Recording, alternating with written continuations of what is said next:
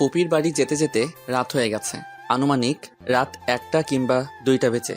আমি রাস্তা পার হতেই হঠাৎ দেখলাম মানুষ একটা নিচে পড়ে আছে। আমি একটু একটু করে এগোতে লাগলাম।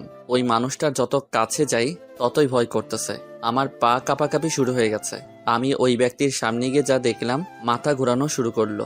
মানুষটার মাথা কাটা দেখে মনে হচ্ছে কেউ জবাই করে দিছে। আমি ওখানে এক মুহূর্ত না দাঁড়িয়ে দৌড়ে চলে আসলাম। ফুপির দরজায় এসে টোকা দিতে লাগলাম। নিজেকে কেমন জানি অস্থির অস্থির লাগছে। শরীর পুরো ঘেমে একাকার হয়ে আছে। শার্টটা পুরো ভিজে গেছে। আমি এমনভাবে দরজা ধাক্কাচ্ছি, মনে হচ্ছে এখন ভেঙে যাবে। কিছুক্ষণ পর ফুপি চোখ ডলতে ডলতে এসে দরজা খুলে দিল। আমাকে দেখে ফুপি জড়িয়ে ধরল। বাবা, তুই এত রাতে? পরে বলবো ফুপি, আগে ঘরে তো ঢুকতে দিবা। আচ্ছা আয়। আমি ঘরে ঢুকে তাড়াতাড়ি ওয়াশরুমে ঢুকলাম। এরপর চোখে মুখে পানি দিতে লাগলাম। গরমে ইচ্ছে করছে গোসল করে ফেলতে। আমি ফ্রেশ হয়ে বের হলাম। ফুপি আমার দিকে তাকিয়ে আছে। কি হলো ফুপি, এমন করে কি দেখছো? তুই আসবি আমাকে আগে বললি না কেন? আসলে তেমন কিছু না ফুপি, আর খাবার দাও, ক্ষুধা লাগছে।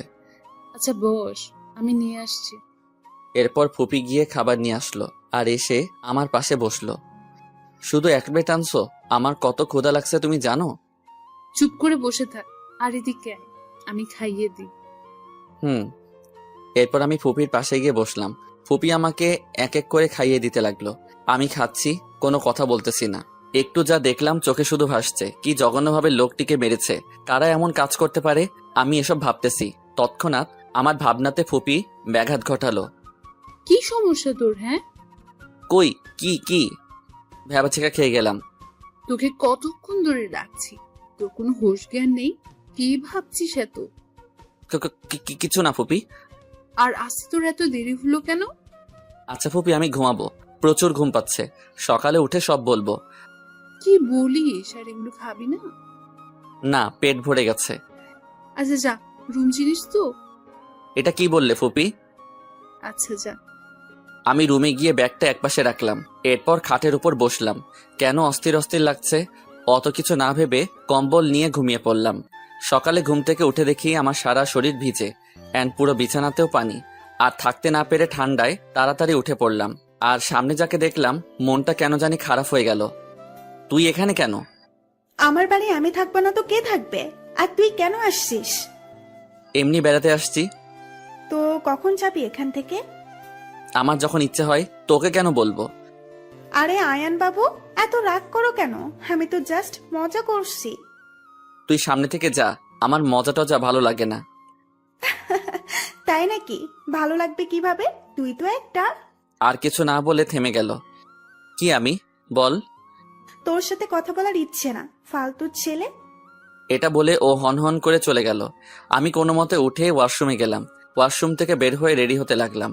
এর মাঝে আমার আর রুহির পরিচয় দিয়ে দেই। আমি হলাম আলভি আয়ান, সবাই আয়ান বলে ডাকে।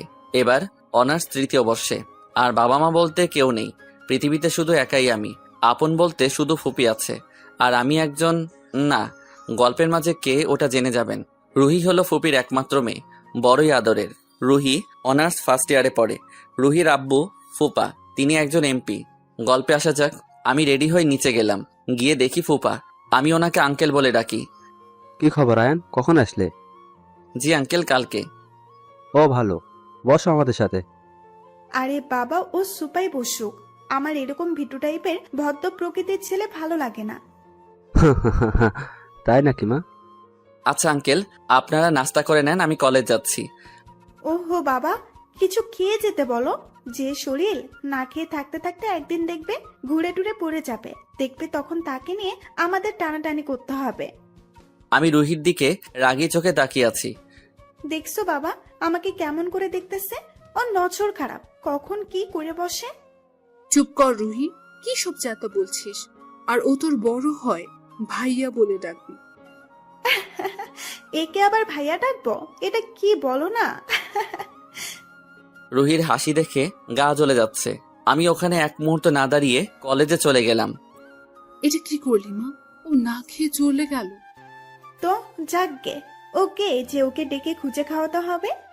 রুহি, তুই কিন্তু বাড়াবাড়ি করছিস ওকে নিয়ে, কিছু বলবি না। আসছে দরদ দেখাতে। আরে তোমরা মা মেয়ে ঝগড়া করো না। আর রুহি, আয়ান তোর ভাই হয়, সো ওর সাথে সম্মান দিয়ে কথা বলবি। আর ওসব গায়া টায়ারে ভাই ডাকতে পারবো না। এটা বলতেই ফুপি ওর গালে থাপ্পড় মারল। চুপ কর তুই। এতক্ষণ অনেক বলেছিস আমার ছেলেকে, আর একটাও বাজে কথা বলবে না। মা, তুমি আমাকে ওই গায়া ছেলের জন্য মারলে, এটা ঠিক করলে না। এটা বলে রুহি খাবারের প্লেট ফ্লোরে আছাড় মেরে রাগে গজগজ করতে করতে কলেজে চলে আসলো। কলেজে এসে মাথায় হাত দিয়ে বসে আছি, এমন সময় আমার ফ্রেন্ড রোহান আসলো। কেমন আছিস আয়ান? ভালো, তোর কি অবস্থা? ভালো। আর শোন, কি? তোকে আম্মু যেতে বলেছে। কিছুদিন আগেই তো আসলাম। আমি কিছু জানি না, আম্মু তোকে যেতে বলেছে। আচ্ছা, কলেজের শেষে না হয়ে যাব। ওকে চল, ক্লাসে যাই। আমি আর রোহান ক্লাসরুমে যাচ্ছি, এমন সময় রুহি বাইক নিয়ে আমার সামনে এসে দাঁড়ালো। দেখলাম ও চোখ মুখ লাল হয়ে আছে, সোজা এসে আমার কলার ধরলো। সমস্যা কি তোর? কই, আমার আবার কি সমস্যা? তোর জন্য মা আজকে আমাকে বকা দিয়েছে। আমি তো তোকে এমনিতে এমনিতে ছেড়ে দিতে পারি না। এটা বলে ঠাস করে থাপ্পড় মারলো। আমি অবাক হয়ে ওর দিকে তাকিয়ে আছি। এটাই তোর উপহার। এটা বলে হনহন করে চলে গেল। আমি মুখটা একটু মালিশ করে মলিন হাসি দিয়ে হাঁটতে লাগলাম। আমি আর রোহান ক্লাসে বসে আছি, পাশে শুনতে পেলাম সবাই বলাবলি করছে কাল রাতে নাকি একটা লোক খুন হয়েছে। আচ্ছা আয়ান, তুই কি জানিস কাল রাতে একটা লোক খুন হয়েছে? কই না তো, কার থেকে শুনছিস? কি বলিস, আমাদের বাজারের পাশে ওই জায়গায় যেখানে আমরা সবাই মিলে আড্ডা দেই। ও, কে করছে খুন তোরা কি জানিস? না। কে বা কারা করেছে এরকম কোন আইডিয়া আছে তোর? কি কাউকে সন্দেহ হয়? আমার থেকে কেন জিজ্ঞেস করতেছিস? তুই জানিস না? আরে, আমি আসছি যে বেশি দিন হয় নাই, এখানে মানুষ কে কি রকম কেমনে জানবো? আমরা কথা বলতেছি, এর মধ্যে আবির আর রাফি আসলো। কেমন আছিস মামা? ভালো, তোরা কেমন আছিস? এই তো তোর মতো। মামা, খুনের খবরটা জানিস? হুম। আমার মনে হয় কি জানিস, কি? আমার সন্দেহ হচ্ছে একজনই খুন করেছে, তবে কনফার্ম না। কে, নামটা তো বল। তুই কিছু মনে করবি না তো? আমি আবার কি মনে করব? ভাই, তুই জানিস তো রুহি কেমন। আগে আর কথা বলতে না দিয়ে ওর কলার ধরে দাঁড় করালাম। চুপ কর শালা, রুহির নামে একটা বাজে কথা বলবি না। আমি রাফির কলার ধরাতে সবাই আমাকে ধরে ফেললো। এরপর সবাই মিলে আমাকে রাফির থেকে ছাড়িয়ে নিল। দোস্ত, তুই সামান্য এই কথার জন্য আমার কলার ধরলি? সরি ভাই, রুহির নামে কেউ কিছু বললে সহ্য করতে পারি না। দেখিস একদিন সত্যিটা ফাঁস হবে। তোরা কি ঝগড়া করবি? চল সবাই মিলে একটা রেস্টুরেন্টে যাই আর আড্ডা মেরে আসি। না রে, মন ভালো নেই। আরে চল তো। এরপর সবার টানাটানিতে উঠে ওদের সাথে যেতে লাগলাম। গেট দিয়ে পার হতে দেখলাম রুহি একটা ছেলের সাথে বসে বসে হাসাহাসি করতেছে, আর ছেলেটাও সুযোগ বুঝে রুহির গায়ে ঢলে পড়ছে। আর ছেলেটাকে আজকে প্রথম দেখলাম। আমি ওদের সামনে গেলাম। রুহি, তোর পাশে ছেলেটাকে? যে হবে হোক, তোকে বলবো কেন? ছেলেটা সুযোগ বুঝে তোর গায়ে ঢলে পড়তেছে, আর তুই কিছু বলতেছিস না কেন? তুই আমার সামনে থেকে যা তো। ফুপিকে বলবো? আরে যা তো, যত সব পাগল ছাগল, কোথা থেকে আসে এসব। যান চলো তো, আমরা ওদিকে গিয়ে বসি। চলো। ওরা একজন আরেকজনকে জড়িয়ে ধরে উঠে অন্য পাশে গিয়ে বসলো। আমি চোখ নামিয়ে ওদের সামনে থেকে চলে আসলাম। আমি ফ্রেন্ডদের কাছে গেলাম। এই, তোরা ছেলেটাকে কেউ চিনিস নাকি? ছেলেটা আমাদের চেয়ারম্যান সাহেবের ছেলে। ছেলেটার চরিত্র কেমন? এই, তোরা কেউ কিছু বলিস না, দেখবি ও আবার তোদের কলার ধরবে। ভাই, তুই রাগ করছিস, সরি রে। আমি রাফিকে জড়িয়ে ধরলাম, মনটা খারাপ করে বললাম, জানিস ভাই, এই পৃথিবীতে আমার ফুপি ছাড়া কেউ নেই, আর আমি ফুপিকে অনেক অনেক ভালোবাসি। ওনার মনে কোনোভাবে কষ্ট দিতে চাই না, তাই মুখ বুজে সব সহ্য করি। সরি ভাই, তুই মন খারাপ করিস না। শালা, তোদের কথাবার্তা শেষ হলে চল তো। এরপর আমরা একটা রেস্টুরেন্টে গেলাম, গিয়ে ওখানে খাওয়া দাওয়া করে কিছুক্ষণ ঘোরাঘুরি করে বাড়ি চলে আসলাম। আমি এসে দেখি আঙ্কেল, চেয়ারম্যান সাহেব সবাই মিলে বসে মিটিং করতেছে। আমি কিছু না বলে পাশ কাটিয়ে চলে গেলাম। রুমে গিয়ে ফ্রেশ হয়ে খাওয়া দাওয়া করে রুমের দরজা লক করে দিলাম। এরপর ল্যাপটপ নিয়ে বসে বসে কাজ করতে লাগলাম। আমার অ্যাসিস্ট্যান্ট আরোহীকে কল দিলাম। আসসালামু আলাইকুম স্যার। ওয়ালাইকুম আসসালাম, কি খবর? ভালো স্যার, কাজ কি শেষ? না, এখন বসছি। আর অফিসে সব ঠিকঠাক আছে তো? জি স্যার। কোনো সমস্যা হলে বলো, আমি এসে সলভ করে দিব। জি স্যার। আর আপনার ফুপি কেমন আছে? ভালো। আচ্ছা ভাই, আর কাজ শেষ হলে আমি তোমাকে মেইলে জানাবো। Okay sir. এরপর লাইন কেটে দিলাম। আমি সব ফাইল দেখে ল্যাপটপটা আবার লুকিয়ে রাখলাম। এরপর রুম থেকে বের হলাম। নিচে এসে দেখি ফুপি, রুহি আঙ্কেল সবাই মিলে আড্ডা দিচ্ছে। আমিও ওদের সাথে যোগ দিলাম। আমাকে বসতে দেখে রুহি নাক ছিটকে উঠল। তুই এখানে আসলি কেন? আর দেখতেছিস না আমরা কথা বলছি? আসলে সরি। আমি উঠে চলে আসতেই ফুপি আমার হাত ধরে ফেললো।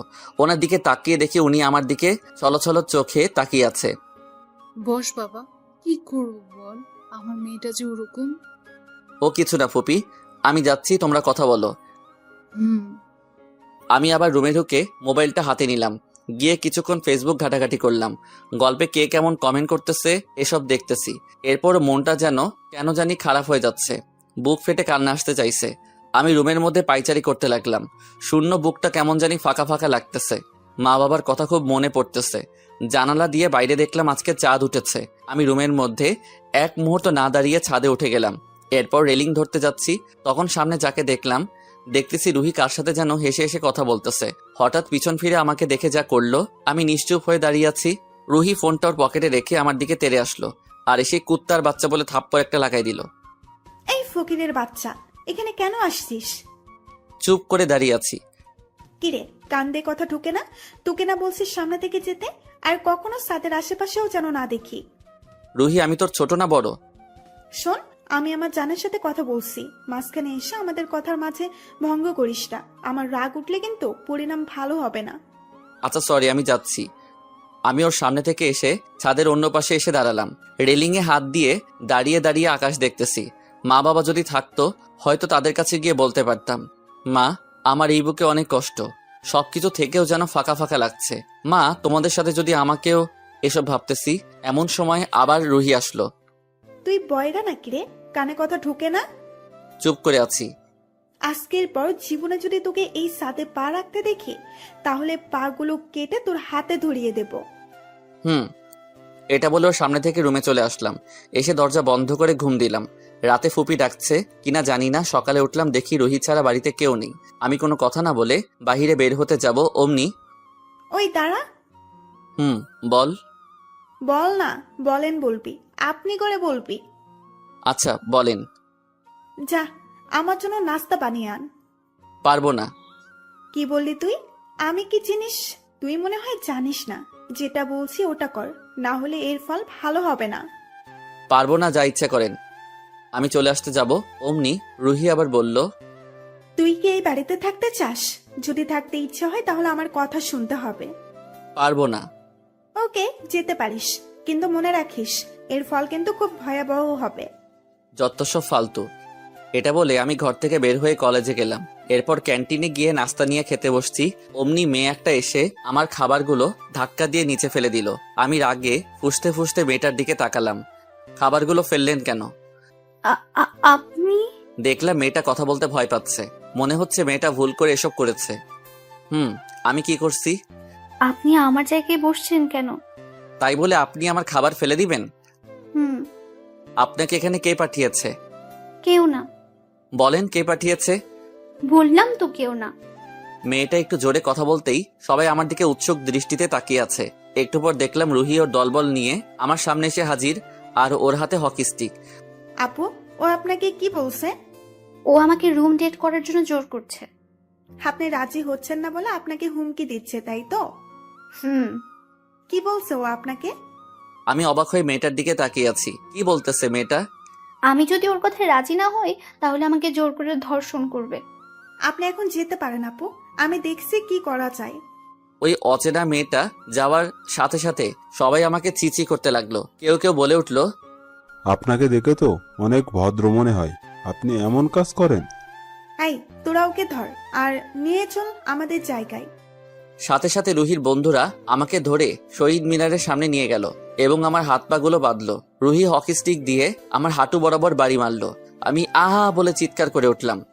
মেয়েদের জোর করার, ধর্ষণ করার অনেক শখ, তাই না? এটা বলে আবার বাড়ি মারলো। আমি মাটিতে হাঁটু গেড়ে বসে পড়লাম। রুহি এসে আমার মাথার চুলগুলো ধরলো। তোর অনেক সাহস না? কথা বল, আবার তুলেও নিয়ে যাবে? চুপ করে নিচের দিকে তাকিয়ে আছি। এই, তোরা দাঁড়িয়ে কি দেখছিস? মার শালারে, ওর বুকের কলিজা বেড়ে গেছে। মেয়েদের তুলে নিয়ে যাওয়ার হুমকি দেয়, এমন ভাবে মারবে যে উঠে দাঁড়াতে না পারে। রুহির বন্ধু বান্ধবী সবাই সে থাপ্পড়, কেউ কেউ থুতু মারলো। হঠাৎ পিছন থেকে কেউ একজন মাথায় বাড়ি মারলো। মাথা দিয়ে গড়গড় করে রক্ত বের হতে লাগলো। হাত পা বাঁধা, বুক ফেটে কান্না আসতেছে। সবকিছু কেমন যেন ঝাপসা ঝাপসা লাগতেছে। চোখ দিয়ে অঝোর ধারায় পানি পড়তেছে। দূরে দেখলাম আমার সব বন্ধুরা দাঁড়িয়ে দাঁড়িয়ে দেখতেছে। রুহির দিকে তাকিয়ে দেখি ও হাসতেছে, হয়তো বিজয়ের হাসি। আমি আস্তে চোখ বন্ধ করে ফেললাম, হয়তো এটাই শেষ নিঃশ্বাস। মাটিতে লুটিয়ে পড়লাম। একটু একটু যখন জ্ঞান ছিল তখনও দেখলাম সবাই মারতেছে। হাত পা নাড়াতে চাচ্ছি, পারছি না। যে যতক্ষণ ইচ্ছে মারলো। আমি যখন নড়াচড়া বন্ধ করে দিছি তখন রুহি, এই শালা মনে হয় মরে গেছে। চেক করে দেখ, বেঁচে থাকলে হাসপাতালে পাঠিয়ে দে। এরপর রাহুল আমাকে চেক দেখলো। সিফাত বেঁচে আছে, এই শালা। যেটা বলছে ওইটা কর। ওকে দোষ। এরপর ওরা সবাই মিলে আমাকে ধরাধরি করে হাসপাতালে পাঠালো। এরপর ভর্তি করে দিল। আমি যখন চোখ খুললাম পাশে দেখলাম কলেজের ওই মেয়ে যার জন্য আমার আজ এমন অবস্থা। আমি মেয়েটাকে দেখে মুখটা অন্যদিকে করে রাখলাম। ওই মেয়ে হয়তো এটা বুঝতে পেরেছে। এরপর মেয়েটা কান্না করে দিল। আমার পা জড়িয়ে ধরে কান্না করতেছে। এ কি, আপনি আমার পা ধরছেন কেন? আমি অনেক বড় অপরাধী। আমি জানি আপনি আমাকে কখনো মাফ করবেন না। কিসের মাপের কথা বলছেন আপনি? কলেজের ওই ব্যাপারে। আচ্ছা, ওসব বাদ দেন, মাফ করে দিছি। সত্যি? আমি জানি আমাকে রুহি ইচ্ছে করে মেরেছে। মাঝখানে এই বোনটা আসলো, হয়তো জোর করে আমার নামে মিথ্যা বলতে বলেছে। আপনার নাম কি? আসমা মনি। ও, কোন ইয়ারে পড়েন? ইন্টার সেকেন্ড ইয়ারে। ও গুড। ঘরে কে কে আছে তোমার? আমি আর মা। তুমি পড়ালেখা করো কেমন করে? টিউশন করে। ও আচ্ছা, আমি এখানে কতদিন ধরে আছি? 2 দিন ধরে। আমাকে কেউ দেখতে এসেছে? একটা আপু আসছিল। ও, নাম কি? আমরা কথা বলতেছি এমন সময় আরোহী ঢুকলো। এসে আমার মাথার পাশে বসলো। এখন কেমন লাগতেছে? ভালো। স্যার, কে বা কারা আপনাকে এইভাবে মেরেছে, কাউকে কি চিনেন? না, আমি ওদের কাউকে চিনি না। হঠাৎ করে এসে হামলা করে চলে গেল। ভাইয়া। আসমাকে থামিয়ে দিয়ে, কাউকে চিনি না আমি। আর আরোহী, তুমি একটু বাইরে যাবে? Okay sir. আরোহী যখন বাইরে গেল আসমা এবার জিজ্ঞেস করতে লাগলো, ভাইয়া আপনি এটা কি করলেন? কোনটা? আপনাকে যারা মেরেছে তাদের তো আপনি চিনেন। আরে ও কিছু না, আর কত মার খেতে হয় জানি না। কেন ভাইয়া? কিছু না, সময় হলে জানতে পারবে। আর তোমাকে রুহি কি বলছে যার জন্য আমার উপর মিথ্যা অপবাদ দিলে? ভাইয়া, রুহি আপু বলেছে আমি যদি আপনার উপর মিথ্যা অপবাদ না দিই তাহলে আমাকে পরীক্ষা দিতে দেবে না। সামান্য একটা বিষয় আর তুমি ভয়ও পেয়ে গেলে? ভাইয়া, রুহি যেটা বলে ওটা করতে হয়, না করলে অন্য কিছু হয়। ও ভাইয়া, আপনি কিছুক্ষণ ঘুমান, আমি আসছি। আমি কিছুক্ষণ এপাশ ওপাশ করে আবার ঘুমিয়ে পড়লাম। 3 দিনে কোনো রকম সুস্থ হলাম। সবসময় দেখলাম আসমা আর আরোহী পাশে ছিল, তবে আরোহীকে থাকতে দিতাম না, কারণ ও পরিবার সংসার আছে। যাই হোক, আরোহী হাসপাতালে সব বিল দিয়ে দাও। জি স্যার। আসমা, জি ভাইয়া। তুমি এখন বাড়ি চলে যাও, কাল কলেজে দেখা হবে। ভাইয়া, আপনি কোথায় যাবেন এখন? ও তোমাকে চিন্তা করতে হবে না, তুমি যাও আর ভালো করে পড়ালেখা করো। আচ্ছা। আর শুনো, কোনো সময় যদি কিছুর প্রয়োজন হয় আমাকে বলিও। আজকে থেকে মনে করো আমি তোমার বড় ভাই। আরোহী, ওকে একটা 10,000 টাকার চেক লিখে দাও। জি স্যার। আরোহী চেকটা লিখে আসমাকে দিল। আসমা আমার দিকে তাকিয়ে আছে। কি হলো, এমন করে তাকিয়ে আছো কেন? করোনা করছেন নাকি ভাইয়া? একটু আগে না বলছি আমি তোমার বড় ভাই। এরপর আরোহী আসমাকে চেকটা দিল। আমি আরোহীকে বলে গাড়ি একটা নিয়ে আবার ফুপির বাড়ি গেলাম। ফুপি আমাকে দেখে দৌড়ে আসলো। কি হয়েছে বাবা তোর? তোর এমন অবস্থা কেন? আমার মুখে হাত বুলাচ্ছে আর জড়িয়ে ধরে কান্না করতেছে। ফুপি, শান্ত হও, আমার কিছু হয়নি। মনে হয় আমার মৃত্যু আজরাইল ছাড়া অন্য কারো হাতে লেখা নাই। কে করেছে এমন? নাম বল, আমি তোর আঙ্কেলকে বলছি। না ফুপি, কাউকে কিছু বলো না। আর আঙ্কেলকে বললে আঙ্কেল চিন্তা করবে। আমার ছেলের গায়ে হাত তোলার এমন সাহস কার হয়েছে? একবার বল বাবা। বললাম তো ফুপি, কেউ কিছু করেনি। আমি গাড়ি অ্যাক্সিডেন্ট করেছি। আমি রুমে যাচ্ছি ফুপি, পারলে কিছু খাবার পাঠিয়ে দিও। আমি সিঁড়ি দিয়ে উপরে উঠতেছি, এমন সময় পিছনে দেখলাম রুহি। ও মুখ ভেঙচি কেটে অন্যদিকে ফিরে গেল। আমি এত কিছু পাত্তা না দিয়ে রুমে ঢুকলাম। এরপর কিছুক্ষণ ঘুমিয়ে গেলাম। বিকেলের দিকে উঠে ফ্রেশ হয়ে নিচে গেলাম। দেখলাম শুভ, ওর বাবা মা, আঙ্কেল, ফুপি সবাই বসে কথা বলতেছে। আর শুভর পাশে দেখলাম রুহি শাড়ি পরে বসে আছে। আমি নিচে নামতে দেখে, আয়ান এদিকে আয়। বলো ফুপি। আমি ওনাদের সামনে যেতেই আমাকে সবার সাথে পরিচয় করিয়ে দিল। এরপর আমি ওখানে বসে বসে ওদের কথা শুনতে লাগলাম। আর কিছুটা শুনে বুঝলাম যে এখানে রুহির আর শুভর বিয়ের কথা চলতেছে। আমি কিছু না বলে চুপ মেরে বসে রইলাম। তা বেয়া সাহেব, বিয়ের তারিখ কখন করলে ভালো হবে? আমার মতে কিছুদিন পর হলে মনে হয় ভালো হবে। আর আমাদের সামনে ইলেকশন, কিছুটা ঝামেলার মধ্যে থাকবো। রুহির মা, শফিক সাহেব ঠিক বলেছে।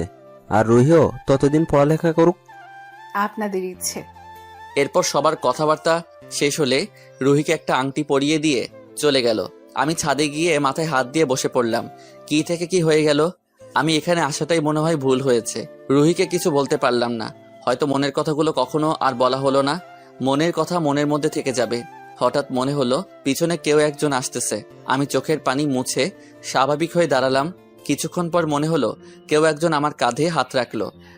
কেঁদে কেটে আর লাভ নাই, সময় থাকতে জিনিসের কত দিতে হয়, বুঝলে? আমি চুপ করে দাঁড়িয়ে আছি, কিছু বলার সাহস পাচ্ছি না। আহারে বেচারা, কত মান না খেলো। আমি তো মনে করছি মরে টরে যাবি। আমি কিছু না বলে চুপ করে শুনতেছি। আর তোকে না বললাম আমার বাড়িতে না আসতে? তুই এত বেহাইয়া কেন রে? লজ্জা শরম নাই তোর? আমার কাঁধ থেকে ওর হাত নামিয়ে রুমে চলে গেলাম। এরপর ব্যাগটা হাতে নিয়ে নিচে আসলাম। কোথায় যাচ্ছিস বাবা? সরি ফুপি, আমার একটা কাজ আছে, তাই আমাকে যেতে হবে। কি কাজ আমাকে বল। তেমন কিছু না, কয়েকদিন ওখানে থাকতে হবে। আর কাজ শেষ হলে চলে আসব। আচ্ছা, ভালো থাকিস, আর পৌঁছে আমাকে ফোন দিস। আমি বাইরে গিয়ে একটা সিএনজি নিয়ে বাস স্টেশনে গেলাম। এরপর একটা সিট নিলাম। এরপর কিছু খাবার নিলাম, যদি ক্ষুধা লাগে। এরপর বাসে উঠে আমি সিট নাম্বার দেখতে দেখতে সামনে যেতে লাগলাম। আমার সিট বরাবর যখন গেলাম, দেখলাম আমার সিটের একটা মেয়ে বসে আছে। আপু, আপনি যেটাই বসছেন ওটা আমার সিট। আপনি একটু চেক করে নিলে ভালো হয়। এই সিটটা দিতে পারবো না। কেন? শোনেন, ঢাকা যেতে অনেক সময় লাগবে, আর আমি জানালার পাশে ছাড়া বসতে পারি না। এত কিছু বুঝি না, আপনি আমার সিট থেকে উঠেন। ওই মিয়া, একটা কথা যদি বলেন তাহলে আমি এখন চিল্লা পাল্লা করব, তখন মজা কারে কয় বুঝবেন। আচ্ছা সরি আপু, আপনার যেখানে ইচ্ছে সেখানে বসেন, এরপরও ঝামেলা করবেন না। ওকে। আমি সিটে বসে কানে ইয়ারফোন লাগিয়ে দিয়ে গান শুনতে লাগলাম। কখন যে ঘুমিয়ে গেলাম বুঝতেই পারিনি। কতক্ষণ ঘুমাইছি জানি না, তবে পাশে যে মেয়েটা বসেছিল দেখলাম সেই মেয়েটা ডাকতেছে। আমি উঠতে গিয়ে লজ্জায় পড়ে গেলাম, কারণ মেয়েটার কোলে শুয়েছিলাম। আমি লজ্জায় অন্যদিকে তাকিয়ে আছি। এমন অবস্থায় পড়লাম ইচ্ছে করছে উঠে যেতে, কিন্তু ওটাও যাবে না, কারণ উঠলে কি মনে করবে কে জানে। আমি রিয়া, আপনি? আমি আয়ান। ওনার দিকে হাত বাড়াতে কেমন জানি হাতটা কাঁপাকাঁপি শুরু হয়ে গেছে। এটা দেখে উনি মুচকি মুচকি হাসতে লাগলো। এবার উনি নিজে আমার হাতটা ধরলেন। ভয় পাচ্ছেন নাকি? আসলে একটু নার্ভাস লাগছে। কোনো ব্যাপার না। কি করেন, কোথায় থাকেন, লেখাপড়া করেন নাকি বেকার হয়ে ঘুরে বেড়ান? আমি হাঁ করে মেয়েটার দিকে তাকিয়ে আছি। কি বলছে মেয়েটা, এত কিছুর উত্তর কিভাবে দিব ভাবতেছি। এমন অবস্থায় মেয়েটা, সরি রিয়া, সমাধান করে দিল। আমি একটু বেশি বলে ফেলছি মনে হয়। না, তেমন কিছু না। আপনার মুখ দেখে বোঝা যাচ্ছে। কি বুঝতেছেন? আপনি একটা ভীতু মার্কা, ওটা বোঝা যাচ্ছে। ও তাই নাকি? আমার কপালে লেখা আছে মনে হয়। আচ্ছা, আপনি কি করেন ওটা তো বলেন। অনার্স 3য় বর্ষে পড়ি, আর বাড়ি ঢাকায়। তেমন কিছু করি না, তবে ছোটখাটো একটা জব করি। আর আপনি? অনার্স 2nd ইয়ার, বাড়ি ঢাকা, এন্ড মা বাবা বলতে কেউ নেই, এতিম। এই যে ম্যাম, সত্যি আপনার মা বাবা বলতে কেউ নেই? মিথ্যা বলবো কেন? না মানে আমারও নাই, তাই আর কি। থাকেন কোথায় আপনি? ঢাকায় হোস্টেল থেকে পড়াশোনা করি। পড়ালেখার খরচ কে দেয়? টিউশন থেকে যা পাই তা দিয়ে চলে যায়। ও। আমি চুপ করে বসে রইলাম। রিয়াও কিছু বলছে না, আমিও আর আগ বাড়িয়ে কিছু বলতেছি না। আপনার নাম্বারটা কি দেওয়া যাবে? আসলে আমি কাউকে আর কিছু বলতে দিল না। আমার হাত থেকে মোবাইলটা নিয়ে নিল। এরপর নাম্বার নিয়ে আমাকে আবার দিয়ে দিল। আমি বোকাশোকা হয়ে বসে রইলাম। ঢাকা যেতে তো অনেক সময়, একটা গল্প বলেন। জানি না। মিথ্যা বলেন কেন? যেটা বলছি সেটা বলেন। সত্যি বলবো না মিথ্যা বলবো? আপনি যেরকম ইচ্ছে বলেন। অনেক লম্বা কাহিনী, শুনে শেষ করতে পারবেন না। পরে হলেও একদিন শুনে নেব, এখন শুরু করেন। তাহলে 10 বছর আগে চলেন। অতীত। আমি আর রুহি স্কুলে যাচ্ছি। আগে রুহির বাড়ি আর আমার বাড়ি একই শহরে ছিল, তবে এখন ওনারা গ্রামে থাকে। আর রুহির আব্বুর তেমন জায়গা জমি ছিল না, তবে উনি রাজনীতি করতেন আর এলাকায় ওনার নাম ডাক ছিল। রুহি প্রতিদিন স্কুলে যাওয়ার সময় আমাকে সাথে নিয়ে যেত। এমন একটা দিন নেই যে রুহি আমাকে ডাকে না। শুক্রবার হলে ও ডেকে যাবে। আর রুহি বেশিরভাগ সময় আমাদের বাড়ি থাকতো। তো এমন একদিন রুহি আমার রুমে এসে আমার কানে সুরসুরি দিতে লাগলো। আমি হাত দিয়ে ওর হাত নাড়া দিলাম, একটি পর আবার দিল। আমি এবার উঠে পড়লাম। সমস্যা কি তোর? ওঠ কুত্তা, স্কুলে যাবি না? না, তুই যা। কোনো কথা নাই, তাড়াতাড়ি ফ্রেশ হয়ে নে। আমি আজ যাব না। তুই না গেলে আমিও যাব না। এটা বলে রুহি আমার পাশে এসে শুয়ে পড়ল। আমি তাড়াতাড়ি বিছানা থেকে নেমে গেলাম। তোকে কি করলে উঠবি আমি ভালো করে জানিস শৈতান। আমি নিচে মামির কাছে আছি, তুই তাড়াতাড়ি আয়। আচ্ছা। এরপর আমি ওয়াশরুমে ঢুকে হাত মুখ ধুয়ে স্কুলের ইউনিফর্ম পরে নিচে আসলাম। এরপর নাস্তা করে দুজন আব্বুর গাড়িতে উঠলাম। এরপর আব্বু আমাদের নামিয়ে দিয়ে ওনার অফিসে চলে গেল। আমি গিয়ে একটা বেঞ্চে বসলাম। আমার পাশে রুহিও বসলো। স্যার অনেক বারণ করে আমার সাথে না বসতে, কিন্তু ও কারো কথা শুনে না। ও যেটা বলবে ওটা করবে। এরকম করতে করতে আমি এসএসসি দিয়ে কলেজে ভর্তি হলাম। এরপর এদিক ওদিক হতে হতে ইন্টার সেকেন্ড ইয়ারে উঠলাম। রুহি এসএসসি দিল। আমার পড়ালেখার মান ভালো ছিল। এদিকে রুহি সারাক্ষণ ঝগড়াঝাটি মারামারি এগুলো নিয়ে পড়ে থাকতো। তো এমন একদিন একটা মেয়ে এসে আমাকে প্রপোজ করলো। Ayaan, I love you. আমি তোমাকে অনেক অনেক ভালোবাসি। আমি হাঁ করে মেয়েটার দিকে তাকিয়ে আছি। মেয়েটা ফুল হাতে নিয়ে হাঁটু গেড়ে বসে আছে। আমি যখনই কিছু বলতে যাব তখনই রুহি এসে হাজির। মেয়েটাকে দাঁড় করিয়ে লাগাই দিল একটা। এই তোর সাহস কি করে হয় ওকে প্রপোজ করার? এটা বলে মেয়েটার চুল ধরে টানতেছে। আমি রাগ কন্ট্রোল করতে না পেরে রুহির গালে ঠাস করে একটা লাগাই দিলাম। এই ছাড় মেয়েটাকে, আর তুই দিন দিন খারাপ হয়ে যাচ্ছিস। রুহি আমার দিকে চোখ লাল করে তাকিয়ে আছে। তুই এই মেয়ের জন্য আমাকে মারলি? তা না করে কি করব? তুই একটু বেশি বাড়াবাড়ি করতেছিস। আমি বাড়াবাড়ি করি? তা নয়তো কি? আর ছেলেদের মতো ঝগড়া করিস কেন? তুই ছোট হয়ে ওর গায়ে হাত তুলছিস কেন?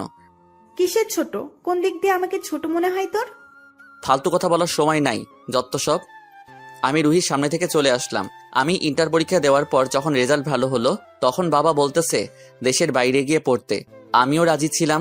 অনেক স্বপ্ন ছিল বাইরে থেকে গ্র্যাজুয়েশন কমপ্লিট করব। সবকিছু রেডি করে আমার তারিখ পড়লো যাওয়া একদিন আগে। রুহি আমাদের বাড়ি আসলো। আয়ান, কি করিস? দেখ, আমি তোর বড়। সমস্যা নাই, বেশি না, 2 বছরের। 2 বছর মানে বেশি না? আমার জন্য বেশি না। আচ্ছা, কি বলতে আসছিস বল। একটা কথা বলার ছিল। ওকে বল। এখানে না। তাহলে? রুহি আমাকে টানতে টানতে ছাদে নিয়ে আসলো। এরপর যেটা বলল আমি শুনে অবাক হয়ে গেলাম। আয়ান, তুই বিদেশে গেলে আমাকে ভুলে যাবি না? আরে ধুর, এসব কি বলিস তুই? তোকে ভুলে থাকা অসম্ভব। তাহলে যাইস না প্লিজ। কি বলিস এগুলো? হ্যাঁ, সবগুলো রেডি হয়ে গেছে, আর কালকে চলেও যাব। তুই আমার কথা শুনবি না? সরি, তোর এমন আবদার রাখতে পারবো না। ওকে। রুহি আমার সামনে থেকে গিয়ে ছাদের এক কোণে গিয়ে ফুপিয়ে ফুপিয়ে কেঁদে উঠলো। আমি ওর কান্না দেখে দৌড়ে ওর কাছে গেলাম। কি হয়েছে রুহি, কান্না করছিস কেন? আমার সাথে কথা বলিস না, যা। না, যাব না। বল কি হয়েছে? আমি যদি কিছু চাই দিবি?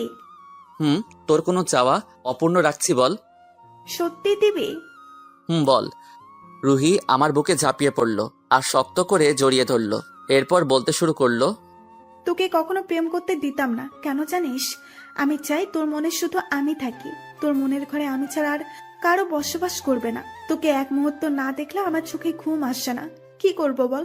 তোকে যে বড্ড বেশি ভালোবাসি। তোকে ছাড়া আমি অচল। তুই চলে যাবি শুনে আমার মাথায় আকাশ ভেঙে পড়ছিল।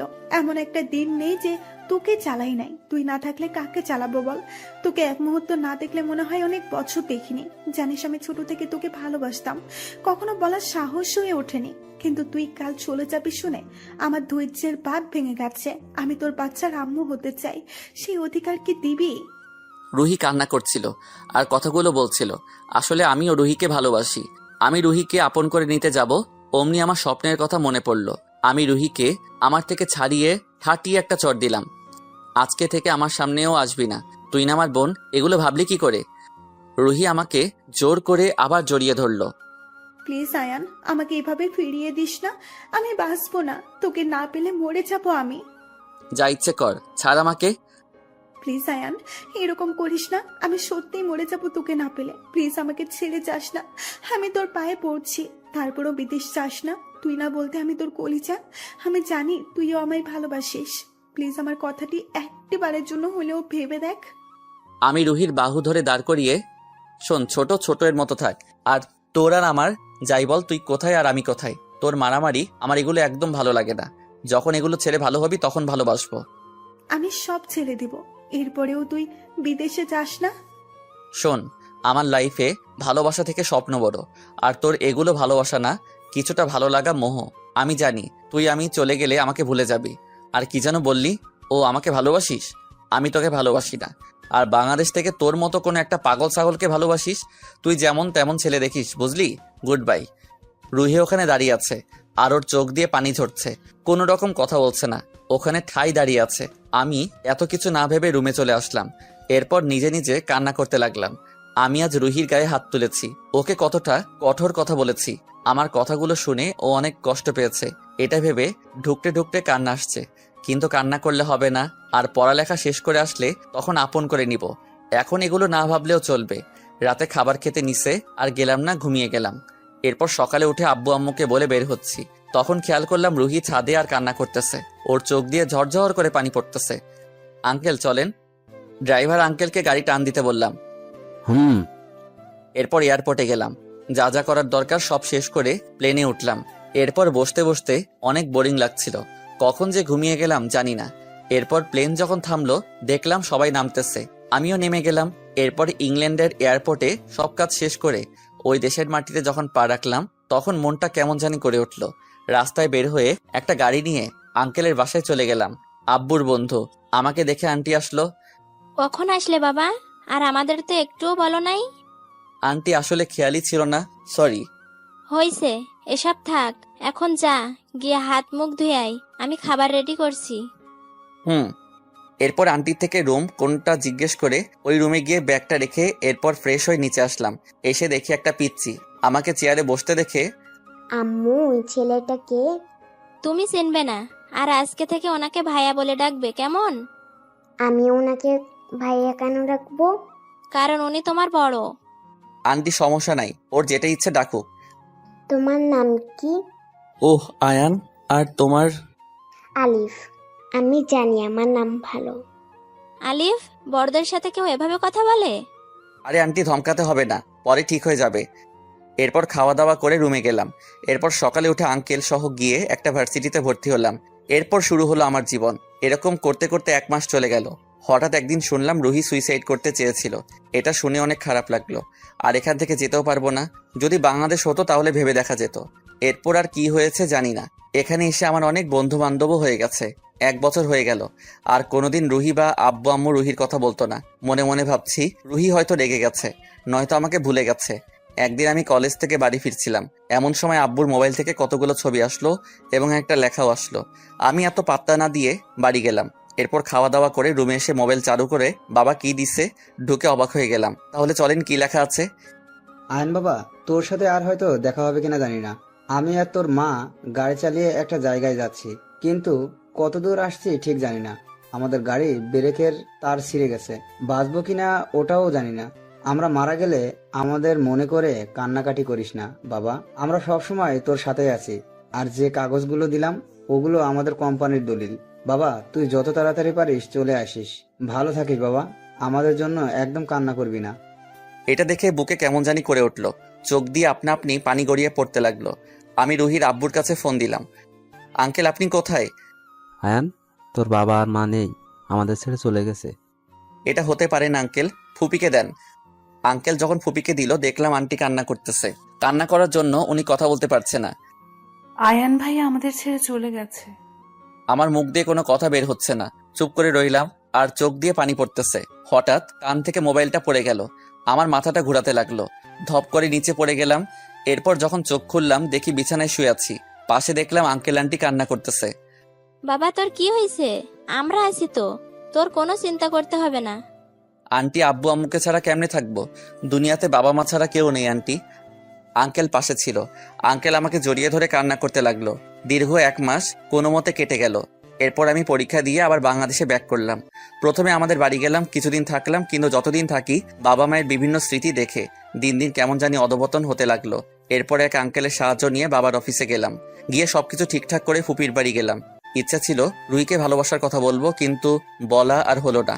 বর্তমান ওই ভাবনার জগৎ থেকে আসেন।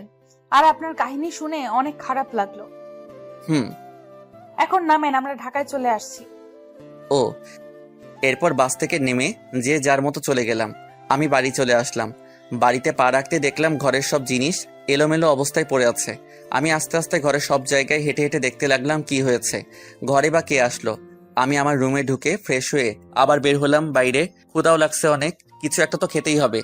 আমি একটা রেস্টুরেন্টে ঢুকলাম। এরপর হালকা পাতলা কিছুটা খেয়ে অফিসে চলে গেলাম। আমি ঢুকতে সবাই আমাকে সালাম দিতে লাগলো। অনেকের মনে হয়তো প্রশ্ন, আমাকে চিনলো কেমনে ওরা। আসলে আমি আব্বুর সাথে আগে অফিসে আসতাম, এরপর ঘোরাঘুরি করে চলে যেতাম, আর বিদেশ থেকে এসে ও এখানে আসলাম, এই হিসেবে সবাই চিনে। আমি আমার কেবিনে বসলাম। আমি আসতে দেখে আরোহী আসলো। স্যার, আসতে পারি? অবশ্যই। আর আমার রুমে আসতে তোমার পারমিশন নিতে হবে না। জি স্যার। তোমার বাচ্চা জামাই কেমন আছে? ভালো। আমি জানি ওর মুখ কালো করার কারণ, তা হলো আরোহীর জামাই রোড অ্যাক্সিডেন্টে পঙ্গু হয়ে গেছে। ওদের আর্থিক অবস্থা ভালো না। মুখ কালো করে আছো কেন? বাড়িতে কোনো সমস্যা? না। বুঝছি, বলতে হবে না। আর হাতে ফাইলগুলো দাও। আজকে কোনো মিটিং আছে? জি স্যার। কার সাথে? আরকে গ্রুপ অফ ইন্ডাস্ট্রির মালিকের সাথে। ও, আর কয়টার সময় ওরা এখানে আসবে, নাকি আমাদের যেতে হবে? স্যার, আসলে ওনারা একটু বিজি, আর আমাদের একটা ঠিকানাও দিয়েছে। আরোহী একটা জায়গার নাম দেখলো। ওকে, চলো তাহলে। এরপর আরোহী আর আমি ওই ঠিকানায় গেলাম। দেখলাম ওটা একটা কফি শপ। আমি ভেতরে ঢুকে যাকে দেখলাম, আমি ভিতরে গিয়ে দেখলাম রিয়া বসে আছে আর মোবাইল টিপতেছে। আমি গিয়ে ওর সামনে দাঁড়ালাম। আমাকে দেখে রিয়া দাঁড়িয়ে গেল। আরে আয়ান, তুমি এখানে? আমারও তো একই প্রশ্ন, তুমি এখানে? আমার একটা কাজ ছিল, এই আর কি, তাই আসা হলো। তোমার কি কাজ শুনি? আমারও সেম। একটা কোম্পানির সাথে আমাদের একটা ডিল আছে, ছোটখাটো একটা মিটিং। ও। রিয়া কি জানি ভাবতে লাগলো। এরপর এদিক ওদিক ঘুরে তাকাতে লাগলো। এরপর যখন আরোহীকে দেখলো, একবার আমার দিকে তাকাচ্ছে, আবার আরোহীর দিকে তাকাচ্ছে। এরপর কি জানি ভেবে উঠে চলে যেতে নিলে আমি হঠাৎ করে হাত ধরে ফেললাম। কি হলো, আপনি উঠে যাচ্ছেন কেন? কি হলো ম্যাম? আর উনি আয়ান চৌধুরী, যার সাথে আপনি মিটিং করার কথা ছিল। আমি আরোহীর মুখে ম্যাম শুনে রিয়ার দিকে তাকালাম। দেখলাম রিয়া মুখ নিচু করে আছে। আপনি অনেক বড় মিথ্যাবাদী। আসলে আমার বড়লোকের মেয়ে, ওটা পরিচয় দিতে ইচ্ছে করে না। ও, তাই বলে আমাকেও মিথ্যা বলবেন? আপনি আমার কে হন যে আপনাকে সত্যি বলতে যাব? ও সরি। হাত ছাড়েন মিস্টার লুচু। কি আমি লুচু? আমি চোখ বড় বড় করে তাকালাম। আরোহী, তোমার স্যারকে বলো ওনাকে কেউ ভয় পায় না, আর বেশি ভয় দেখাতে আসলে সমস্যা আছে, বলে দাও। ম্যাম, আপনারা পূর্ব থেকে পরিচিত নাকি? না। তুমি একটু এদিকে যাও, তোমার স্যারের সাথে কথা আছে। আচ্ছা। এই, তুমি কোথাও যাবে না, এখানে বসো। আরে স্যার, আপনারা কথা বলেন, আমি আপনাদের মাঝে কাবাব মে হাড্ডি হতে চাই না। আরোহী আমাদের সামনে থেকে গিয়ে অন্য পাশে বসলো। এটা কি ছিল? কিছু না, জাস্ট সিনেমার কিছু অংশ। আর আরোহীকে একটু আগে কি বলছিলেন? কেন, তুমি শুনো নাই? এখন আবার তুমি? রিয়া হাসতে লাগলো। আমি ওর দিকে পলকহীনভাবে তাকিয়ে আছি। সমস্যা কি? কোথায়, কিসের সমস্যা? তাহলে এইভাবে তাকিয়েছিলে কেন? ও, এই একটা। হয়েছে, তুতলাতে হবে না, এখন বাড়ি যান। আমি আব্বুকে বলে দিব আপনাদের ফাইলে সাইন করে দিতে। এটা বলে চলে যেতে লাগলো। কিছু দূর গিয়ে আবার এগিয়ে আসলো। ওই, আর কোনো মেয়ের দিকে তাকাবা না। আগে যা ইচ্ছা দেখার দেখি ফেলছো, এখন থেকে যদি কোনো মেয়ের দিকে তাকাও, মেরে তক্তা বানাবো। এটা বলে হাসতে হাসতে চলে গেল। রিয়া চলে যেতেই আরোহী এসে আমার পাশে দাঁড়ালো। দেখা শেষ স্যার। চুপ করো, আর আমি কাউকে দেখতেছি না, চলো। দেখতেছি তো। আমি অফিসে গেলাম। এরপর অফিসের পিয়নকে বলে ঘরের জন্য একটা কাজের মেয়ে আর একটা বাড়ি দারোয়ান ঠিক করলাম। রুমে শুয়ে শুয়ে ভাবতেছি রিয়া কি বলল, সবকিছু যেন মাথার উপর দিয়ে যাচ্ছে। হঠাৎ দরজায় ঠকঠক আওয়াজ হতে লাগলো। আমি গিয়ে দরজা খুলে দিলাম। দেখলাম কাজের মেয়েটা। কি হলো? ভাইজান, খেতে আসেন। আচ্ছা, আপনি যান, আমি আসছি। এরপর নিচে গিয়ে খাওয়া দাওয়া করলাম, কিন্তু খাওয়ায় তৃপ্তি মিলছে না, কিছু একটা কম হয়েছে মনে হয়। আমি রুমে গিয়ে ঘুম দিলাম। সকালে দেখি ফোন বাজতেছে। আমি ঘুম ঘুম চোখে হ্যালো, কে বলতেছেন? আমি তোমার বউ বলতেছি। এটা শুনে লাফ দিয়ে উঠলাম। মোবাইলটা কান থেকে নিয়ে নাম্বার চেক করতেছি কে ফোন দিছে। আর বউ বা কে? মজা না করে কে? নাম বলেন। আমি আয়ান চৌধুরীর বউ, মিসেস রিয়া চৌধুরী। ও, এটা বলে ফোন কেটে দিলাম। আবার কম্বল টেনে ঘুমিয়ে পড়লাম। হঠাৎ মনে হলো আমার রুমে কেউ একজন এসেছে। দরজা খোলার আওয়াজ পেলাম। আমি না উঠে কম্বলের ভিতর দিয়ে যা দেখলাম, তাড়াতাড়ি কম্বল ফেলে উঠে পড়লাম। আপনি এখানে কেন? আর আমার রুমে বা কাপড় বদলাচ্ছেন কেন? আমি জানতাম আমি আসার সাথে সাথে তুমি জেগে গেছো, আর আমি ডাকলে হয়তো ঘুমের ভান করে শুয়ে থাকতে, আর আমার ইচ্ছে হলো তাই কাপড় বদলাচ্ছি। এখানে পাল্টাচ্ছেন কেন? আপনার বাড়ি গিয়ে পাল্টান। কিছুদিন পর এটা আমার বাড়ি হবে, বুঝলে? স্বপ্ন দেখা বাদ দাও। আমার কথা না শুনলে জোর করে আদায় করব। মানে কি আদায় করবেন? রিয়া হাতে শাড়ির আঁচল পেঁচাচ্ছে, একবার পেঁচিয়ে আবার খুলে আর আমার দিকে দুষ্ট চাহনি দিয়ে তাকিয়ে আছে। এক পা করে সামনে এগোচ্ছে। আমি রিয়ার মতলব বুঝে পিছনে যেতে লাগলাম। পিছনে যেতে যেতে আবার খাটে পড়ে গেলাম। বেচারা, পালানোরও জায়গা নাই। আপনি রুম থেকে বের হন। আগে আমার জিনিস আদায় করে নেই। আপনি কিন্তু বাড়াবাড়ি করতেছেন। তোমার যেটা ইচ্ছে সেটা ভাবতে পারো। আমি কিন্তু চিৎকার করব। কেউ আসবে না। ঘরের কাজের মেয়েটাও আছে, চলে আসবে। আসলে আসুক, ওকে ভয় পাই না। আমি কিন্তু কি কি করবে শুনি? কি বলবো মুখেও আসতেছে না। ধুর, মাথায় একটা চড় মারলাম।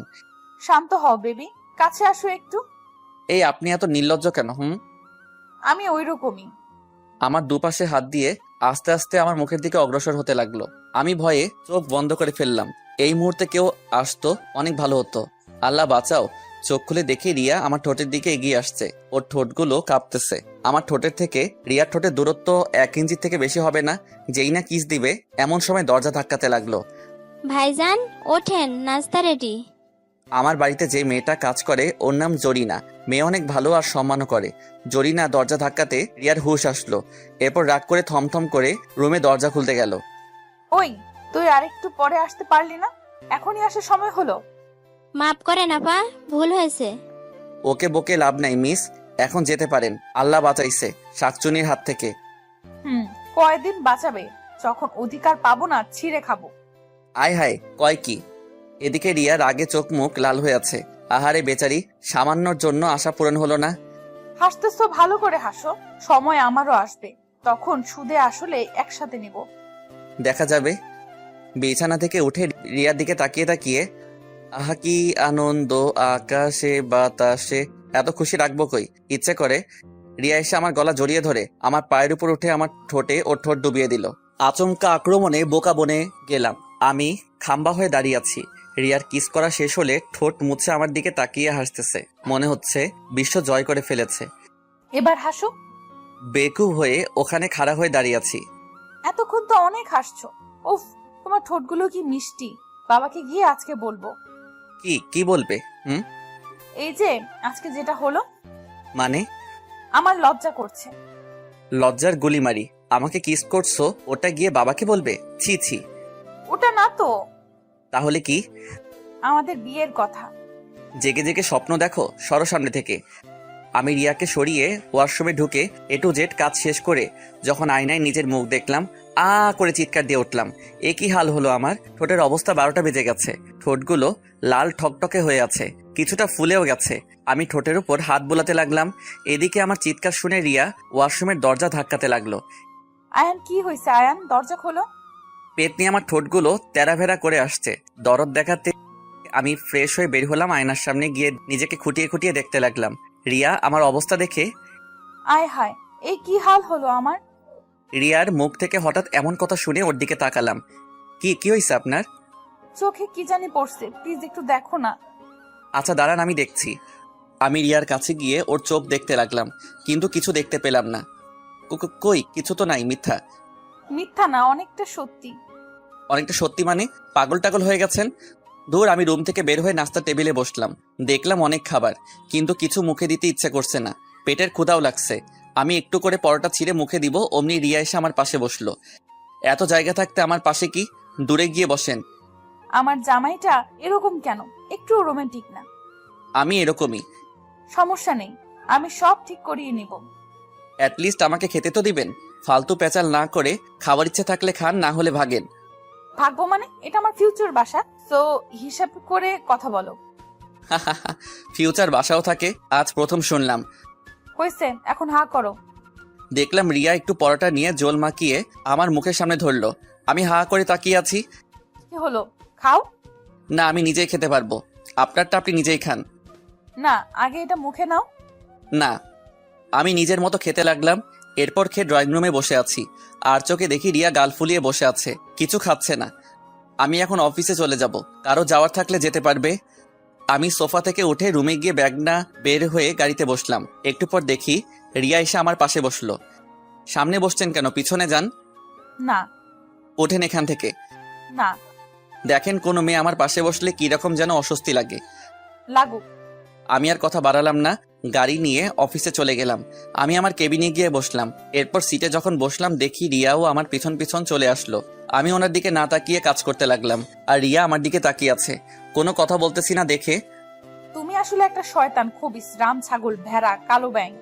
আরো অনেক কিছু বলে থামলো, আর আমার দিকে তাকিয়ে রাগে ফুঁসছে। রিয়া কি বলতে চাই, কি করতে চাই বুঝেও না বুঝার ভান করে থাকলাম। আজ 4 মাস হতে চলেছে। আমি অফিসে চেয়ারে বসে গালে হাত দিয়ে ভাবতে লাগলাম, একটা দিন ফুপি, আঙ্কেল কিংবা রুহিকেও একটু কল দিয়ে জিজ্ঞেস করলো না কেমন আছি, কি করছি, খাইছি, ঘুমাইছি। কিন্তু পাশে থাকলে দেখি ফুপি নিজের ছেলের মতো করে। বাবা মাও নেই, আজ বড্ড একা একা লাগছে। এখন আমার সবকিছু আছে, গাড়ি বাড়ি, তবে বাবার দেওয়া নেই শুধু ভালোবেসে আগলে রাখার মতো মানুষ। রুহিকে কতটা ভালোবাসতাম, কিন্তু ও আমার কথার কোনো গুরুত্ব দিত না। যাকগে, আমার কপালে ছিল। আর এখন বেশ আর কম সবাই আয়ান চৌধুরী নামে ছিল। মাথায় কোনো দুশ্চিন্তা না থাকার কারণে বাবার কোম্পানি, সরি এখন তো নিজের কোম্পানি, রাত দিন কেটে অনেক দূর এগিয়ে গেলাম। আসতে পারি জনাব? আমি রিয়ার দিকে তাকালাম। আজ শাড়ি পরে এসেছে, অনেক কিউট লাগতেছে। হাতে টিফিন বক্স, হয়তো এটাতে করে আমার জন্য কিছু নিয়ে আসছে। এটা এই মেয়েটার প্রতিদিনই কার কাজ। এই 4 মাসে কোনো একটা দিন নেই আমার কাছে আসেনি, কেয়ার করেনি। প্রতিদিন নিজে খাবার নিয়ে আসতো, কখনো হোটেলের খাবার খেতে দিত না। রাতে ফোন দিয়ে খাইছি কিনা, ঘুমাইছি কিনা জিজ্ঞেস করতো। হঠাৎ মনে হলো কেউ একজন কিস করছে। আমি ভ্যাবাচেকা খেয়ে উঠলাম। পাশে দেখি রিয়া। কি সমস্যা তোমার? হ্যাঁ, যখন তখন ঢুকে পড়ো কেবিনে। তোমাকে আসার অনুমতি দিয়েছে কে? আর বেয়াদব মেয়ের মতো যখন তখন গায়ে ঢলে পড়ো কেন? চোখের সামনে থেকে যাও। আমি চিৎকার করে উঠতেই রিয়া ভয়ে কাঁচুমাচু হয়ে নিচের দিকে তাকিয়ে আছে। কি হলো? সরি, এরকম আর হবে না। এটা বলে নিচের দিকে তাকিয়ে আছে।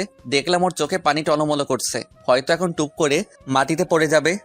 কিসের সরি? আর প্রতিদিন খাবার আনো, মানুষজন কি ভাবতেছে? চুপ করে আছো কেন, কথা বলো। রিয়া কিছু না বলে কান্না করতে করতে বলতে লাগলো, আমি তোমাকে অনেক জ্বালাই, তোমাকে অনেক বিরক্ত করি, আমি বেয়াদব। হয়েছে, আজকে থেকে তোমার 2 চোখের সামনেও আসবো না। যাচ্ছি, আর কখনো কোনো দিন তোমাকে বিরক্ত করব না। রিয়া বাম দিয়ে চোখের পানি একবার মুছতেছে, আবার কথাগুলো বলতেছে। দেখলাম চোখ মুখ লাল হয়ে গেছে, গালের দুপাশে লাল হয়ে আছে। হাত দিয়ে ডলতে ডলতে মুখের অবস্থা 12টা বাজাই দিছে। আমি কোনো কথা না বলে চেয়ার থেকে উঠে গিয়ে রুমের দরজা বন্ধ করে দিলাম। আমার দরজা বন্ধ করা দেখে রিয়া আমার দিকে ফিরে তাকালো। দরজা বন্ধ করছো কেন? আমি বাইরে যাব। আমি রিয়ার সামনে গিয়ে ওর মুখের দুপাশে হাত দিয়ে মুখটা ওপর করলাম। রিয়ার চুলগুলো কপালে এসে গেছে, চোখের পানিতে মুখটা ভিজিয়ে একাকার হয়ে গেছে। আজকে রিয়াকে অনেক সুন্দর লাগতেছে। আপনা আপনি রিয়ার গেলে ঠুস করে একটা কিস করে ফেললাম। এই কি করলাম? রিয়া চোখ বড় বড় করে আমার দিকে রাগি চোখে তাকিয়ে আছে। আমি ভয়ে অন্যদিকে ফিরে গেলাম, না জানি কপালে কি আছে। আমি একটু একটু করে ভয় পিছনে যেতে লাগলাম। রিয়া দৌড়ে আমার সামনে এসে বুকে কিল ঘুষি চড় মারতে লাগলো। আরে ব্যথা পাচ্ছি তো। আমাকে কাঁদালে কেন? ওই স্যার, ন্যাকামি করতে হবে না, সরো। আমি আমার সিটে গিয়ে বসলাম। সাথে সাথে রিয়া আমার সামনে এসে আমার কোলের উপর বসলো আর গলা টিপে ধরলো। আল্লাহ, মেরে ফেলবে নাকি? বিয়ের আগে বিধবা হতে চাও নাকি? তাহলে মেরে ফেলো। কি, তুমি আমাকে বিয়ে করবে? ওরে কলিজা, এতদিনে লাইনে আসছো? কে বলছে তোমাকে বিয়ে করবে? আমার জানুটা। তোমার জানু কে আবার? এই যে এখন যাকে জড়িয়ে ধরে আছি। রিয়া বুকে মাথা দিয়ে শক্ত করে জড়িয়ে ধরে আছে। ওই ওঠো, বাইরে সবাই কি মনে করবে? হ্যাঁ, যার যা ইচ্ছা মনে করো, আমি আমার জামাইটাকে ধরছি। হয়েছে ধরা, উঠো এখন। আচ্ছা, আজকে আমাকে কেমন লাগতেছে? কেমন আবার? রোজকার মতোই লাগছে। এটা বলতে রিয়া দিল একটা কিল। শালার এই মেয়ের হাতে এত জোর কেন বুঝি না। আজকে তোমার জন্য শাড়ি পরে আসছি। ওর দিকে তাকিয়ে দেখি কোমর থেকে কাপড় সরে গেছে। আয় হায়, এ আমি কি দেখতেছি? আমি রিয়ার কোমরে হাত দিলাম। রিয়া লাফ দিয়ে উঠলো। ওই লুচ্চামি করা শুরু করে দিছো? মেরে হাত দিয়ে এক করে ফেলবে। তোমার কোমর দেখা যাচ্ছে কেন? আমার কথা শুনে রিয়া ওর দিকে তাকিয়ে দেখলো সত্যি তো। রিয়া তাড়াতাড়ি ঠিক করে ফেললো, একটি দেখি না কি কিউট। না, বিয়ের পর। প্লিজ। মায়ের চিনো, লুচ্চামি ছুটে যাবে। আরে কোমরের তিলটা দেখলে কি হবে? ওটাও দেখিনি শয়তান। সব তো আমার, তাই না? জি না, তোমাকে কোন মেয়ে বিয়ে করবে শুনি? আচ্ছা আচ্ছা, অনেক মেয়ে। কচু। এই আলভি, আয়ান যদি একবার বলে বিয়ে করবে তাহলে চট্টগ্রামের অর্ধেক মেয়ে পাগল হয়ে যাবে। কচু হবে। প্রমাণ দিব। না, এত প্রমাণ দেখাতে হবে না। তুমি আমার, আমি তোমার, দুজনে এক হয়ে সৃষ্টি করব দুষ্টু একটা। ও লজ্জা করছে, আর বলতে পারবো না। ওরে আমার লজ্জাবতী, দুজনে এক হয়ে একটা ফুটবল খেলার টিম বানাবো। এই তো। শয়তান, এত বাচ্চা নিতে পারবো না। আমার শুধু একটা কিউট আয়ান হলেই হবে। পাগল নাকি? আমার মেয়ে বেবি চাই, ছেলে পেলে ভালো না। আজকাল দেখি ছোট ছোট বাচ্চারা লাইন মারা শুরু করছে, ভয় করে অনেক। হয়েছে, বকবকানি বন্ধ করো। এখনো বিয়ে করনি, আবার আসছে বাচ্চা নিয়ে কথা বলতে। কি বলো তুমি? চলো তাহলে আজকে বিয়ে করে ফেলবো। আসছে আমার সাহসী জামাই, আগে আব্বুকে বলবো, এরপর ওনারা যেরকম বলে। না, পালিয়ে বিয়ে করব, অনেক শখ আমার। যাও পালাতে। সবাই যখন জানবে বিশিষ্ট ব্যবসায়ী আয়ান চৌধুরী পালিয়ে বিয়ে করেছে, তখন মজা বুঝবে। আরে এটা কোনো কথা? এখন স্বাভাবিক এগুলো। যদি তুমি রাজি থাকো তাহলে চলো। ফাইজলামি বন্ধ করো, আর ক্ষুধা লাগছে অনেক, খাইয়ে দাও আমাকে। না, তুমি খাইয়ে দাও আজকে। আমি তো প্রতিদিনই খাওয়াই, আজকে খাইয়ে দাও আমাকে। না। রিয়া কোনো কথা না বলে অন্যদিকে ফিরে গাল ফুলিয়ে বসে আছে। আমি একটা লোকটা নিয়ে ওর মুখের সামনে ধরলাম, সাথে সাথে খেয়ে নিল। রাক্ষসী। এইভাবে প্রতিদিন খাইয়ে দিবে আমাকে? জি না। নাকে কিভাবে হ্যাঁ করতে হয় জানা আছে। তাইলে চেষ্টা করে দেখিও। আমি রিয়াকে খাইয়ে দিচ্ছি, আর ও আমার গলা জড়িয়ে ধরে বসে আছে। আমি ওকে খাইয়ে দিতে লাগলাম, মাঝে মাঝে আমিও খেতে লাগলাম। হঠাৎ কেউ একজন দরজা ধাক্কাতে লাগলো। আমি গিয়ে দরজা খুলে দিলাম। যা দেখলাম, আরোহী দরজার সামনে দাঁড়িয়ে মিট মিট করে হাসতেছে। আমি ওর হাসি দেখে বুঝে ফেলছি কেন হাসতেছে। আমার দিকে তাকিয়ে দেখি কেবিনে ঢুকে গেল আর রিয়ার পাশে গিয়ে দাঁড়ালো। আমি আরোহীর কথা শুনে কাশতে লাগলাম। রিয়া আরোহীর কথা শুনে লজ্জায় মাথা নিচু করে আছে। আরোহী, তুমি কিসের জন্য আসছো বলো? আমার একটা কাজ আছে। স্যার, এই ফাইলটা দেখেন, সব ঠিকঠাক আছে নাকি একটু দেখলে ভালো হয়। ওকে, তুমি টেবিলে রাখো, আমি পরে দেখতেছি। আচ্ছা। আরোহী রিয়ার দিকে তাকিয়ে দুষ্টমি মার্কা হাসি দিয়ে চলে গেল। আমি রিয়ার সামনে যেতেই রিয়া অন্যদিকে ঘুরে গেল। কি ম্যাডাম, আপনার আবার কি হলো? কিছু না। জানি তো কোন একটা বিষয়ে অনেক রেগে আছেন, তা কি সেই বিষয়টা? কিছু না বললাম তো। বাপ রে, আমার বাচ্চার আম্মু তো রেগে গেছে। আমি গিয়ে রিয়াকে পিছন থেকে জড়িয়ে ধরলাম, ঘাড়ে মাথা দিয়ে আছি। রিয়া চুলের ঘ্রাণে কেমন যেন মাথাল মাথাল মনে হচ্ছে। আমি নেশায় রিয়াকে শক্ত করে জড়িয়ে ধরলাম। রিয়াকে দেখলাম ওর শরীরটা কাঁপতেছে, আমার হাতগুলো শক্ত করে ধরে আছে। আস্তে আস্তে ও আমার দিকে অগ্রসর হতে লাগলো। হঠাৎ কি মনে করে যেন ওকে ছেড়ে দিলাম, মাথায় চাপড় মেরে। ধুর, আমার কাণ্ড কারখানা দেখে রিয়া হাসতে লাগলো। ওকে দেখলাম লজ্জায় নিচের দিকে তাকিয়ে আছে। আমি হাঁটু গেড়ে রিয়ার সামনে বসলাম। রিয়া আমার মাথার চুলগুলো নাড়াচাড়া করতে লাগলো। রিয়া বলে উঠল, আম্মুকে বলবো? কি বলবে? আমাদের বিয়ের কথা। এখন? কিছুদিন পর করলে কেমন হয়? না, আমার খুব ভয় করতেছে। কিসের ভয়? আমি রিয়ার কোলে মাথা দিয়ে আছি, ও আমার মাথার চুলগুলো টেনে দিতে লাগলো। তোমাকে হারিয়ে ফেলার ভয়। ওরে বাবা, হারিয়ে গেলে কি আর করবে? অন্য কাউকে দেখে বিয়ে করে নিবে। এটা বলতেই আমাকে ধাক্কা দিয়ে উঠে চলে যেতে লাগলো। দরজার মুখ পর্যন্ত গেল। আমি দৌড়ে ওর সামনে গেলাম, গিয়ে হাত ধরলাম, সাথে সাথে ঝাড়ি দিয়ে ছাড়িয়ে নিল। দরজা খুলে চলে যেতে লাগলো। আমি দৌড়ে ওর সামনে গিয়ে কান ধরে বসে পড়লাম। সরি জান, এবারের মতো ক্ষমা করে দাও, আর কখনো এরকম কথা বলবো না। রিয়া কোমরে হাত দিয়ে চোখ বড় বড় করে আমার দিকে তাকিয়ে আছে। কি হলো? সরি বললাম তো, প্লিজ শেষবারের মতো ক্ষমা করে দাও। আমি আস্তে আস্তে রিয়ার হাত ধরলাম। রিয়া কোনো কাণ্ডজ্ঞান নেই, হা করে তাকিয়ে আছে। এই দেখো, কান ধরে উঠবস করতেছি। একবার দুইবার দিয়ে হাঁপাতে লাগলাম। সত্যি বলতে একটু ড্রামা, তবে প্রেয়সী রাগ তো ভাঙাতে হবে, তাই আর কি। আমি হাঁপাতে হাঁপাতে ফ্লোরে বসে গেলাম। রিয়া ফিক করে হেসে উঠল আর হাত দুটো বাড়িয়ে দিল। হাততালির আওয়াজ আসতেছে। মনে মনে ভাবতেছি, আমার রুমে হাততালি দিবে কে আবার? আমি পিছনে ফিরে যা দেখলাম, অফিসের সবাই হাততালি দিচ্ছে আর হাসতেছে। আমি শুকনো একটা হাসি দিয়ে, চলো বাইরে কাজ আছে। ওমা, তাই নাকি? ওকে চলো। আমি লজ্জায় কি বলবো, আর তাই রিয়াকে নিয়ে কেটে পড়াই ভালো। আমি রিয়াকে নিয়ে একটা রেস্টুরেন্টে ঢুকলাম। এরপর কিছু খাবারের অর্ডার করলাম। তুমি আমাকে বলবে না সবার সামনে চলে আসছি? না, কেন? এভাবে রাগ ভাঙবে না, না হলে কি ব্রেকআপ? আরে না না, কিসের ব্রেকআপ? জীবনেও এই নাম মুখে আনবে না। ওলে বাবা, আমার বাবুটা আমাকে খুব ভালোবাসে নাকি? কেন, সন্দেহ হয়? একটু একটু। ওকে, তোমার সন্দেহ নিয়ে তুমি থাকো, আমি গেলাম। সামনে এক পা বাড়ালে ওই পা কেটে রেখে দিব। ও মা গো, ভয় পেলাম। শয়তানি বন্ধ করো। না। চুপ করো তো। না।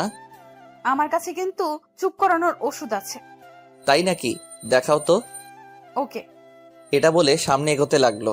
আমি দূরে গিয়ে, এই যেখানে আছো চুপ করে বসো। তুমি চুপ করো। ওকে চুপ। আমি মুখের সামনে আঙুল ধরলাম। এটা দেখে রিয়া হাসতে লাগলো। এরকম সবসময়ই আমার কথা শুনবে, বুঝলে? চুপ করে আছি। এরপর খাবার আসলো, খেয়ে দিয়ে চলে গেলাম। এদিকে রুহি আর শুভর দিনকাল ভালোই চলছিল।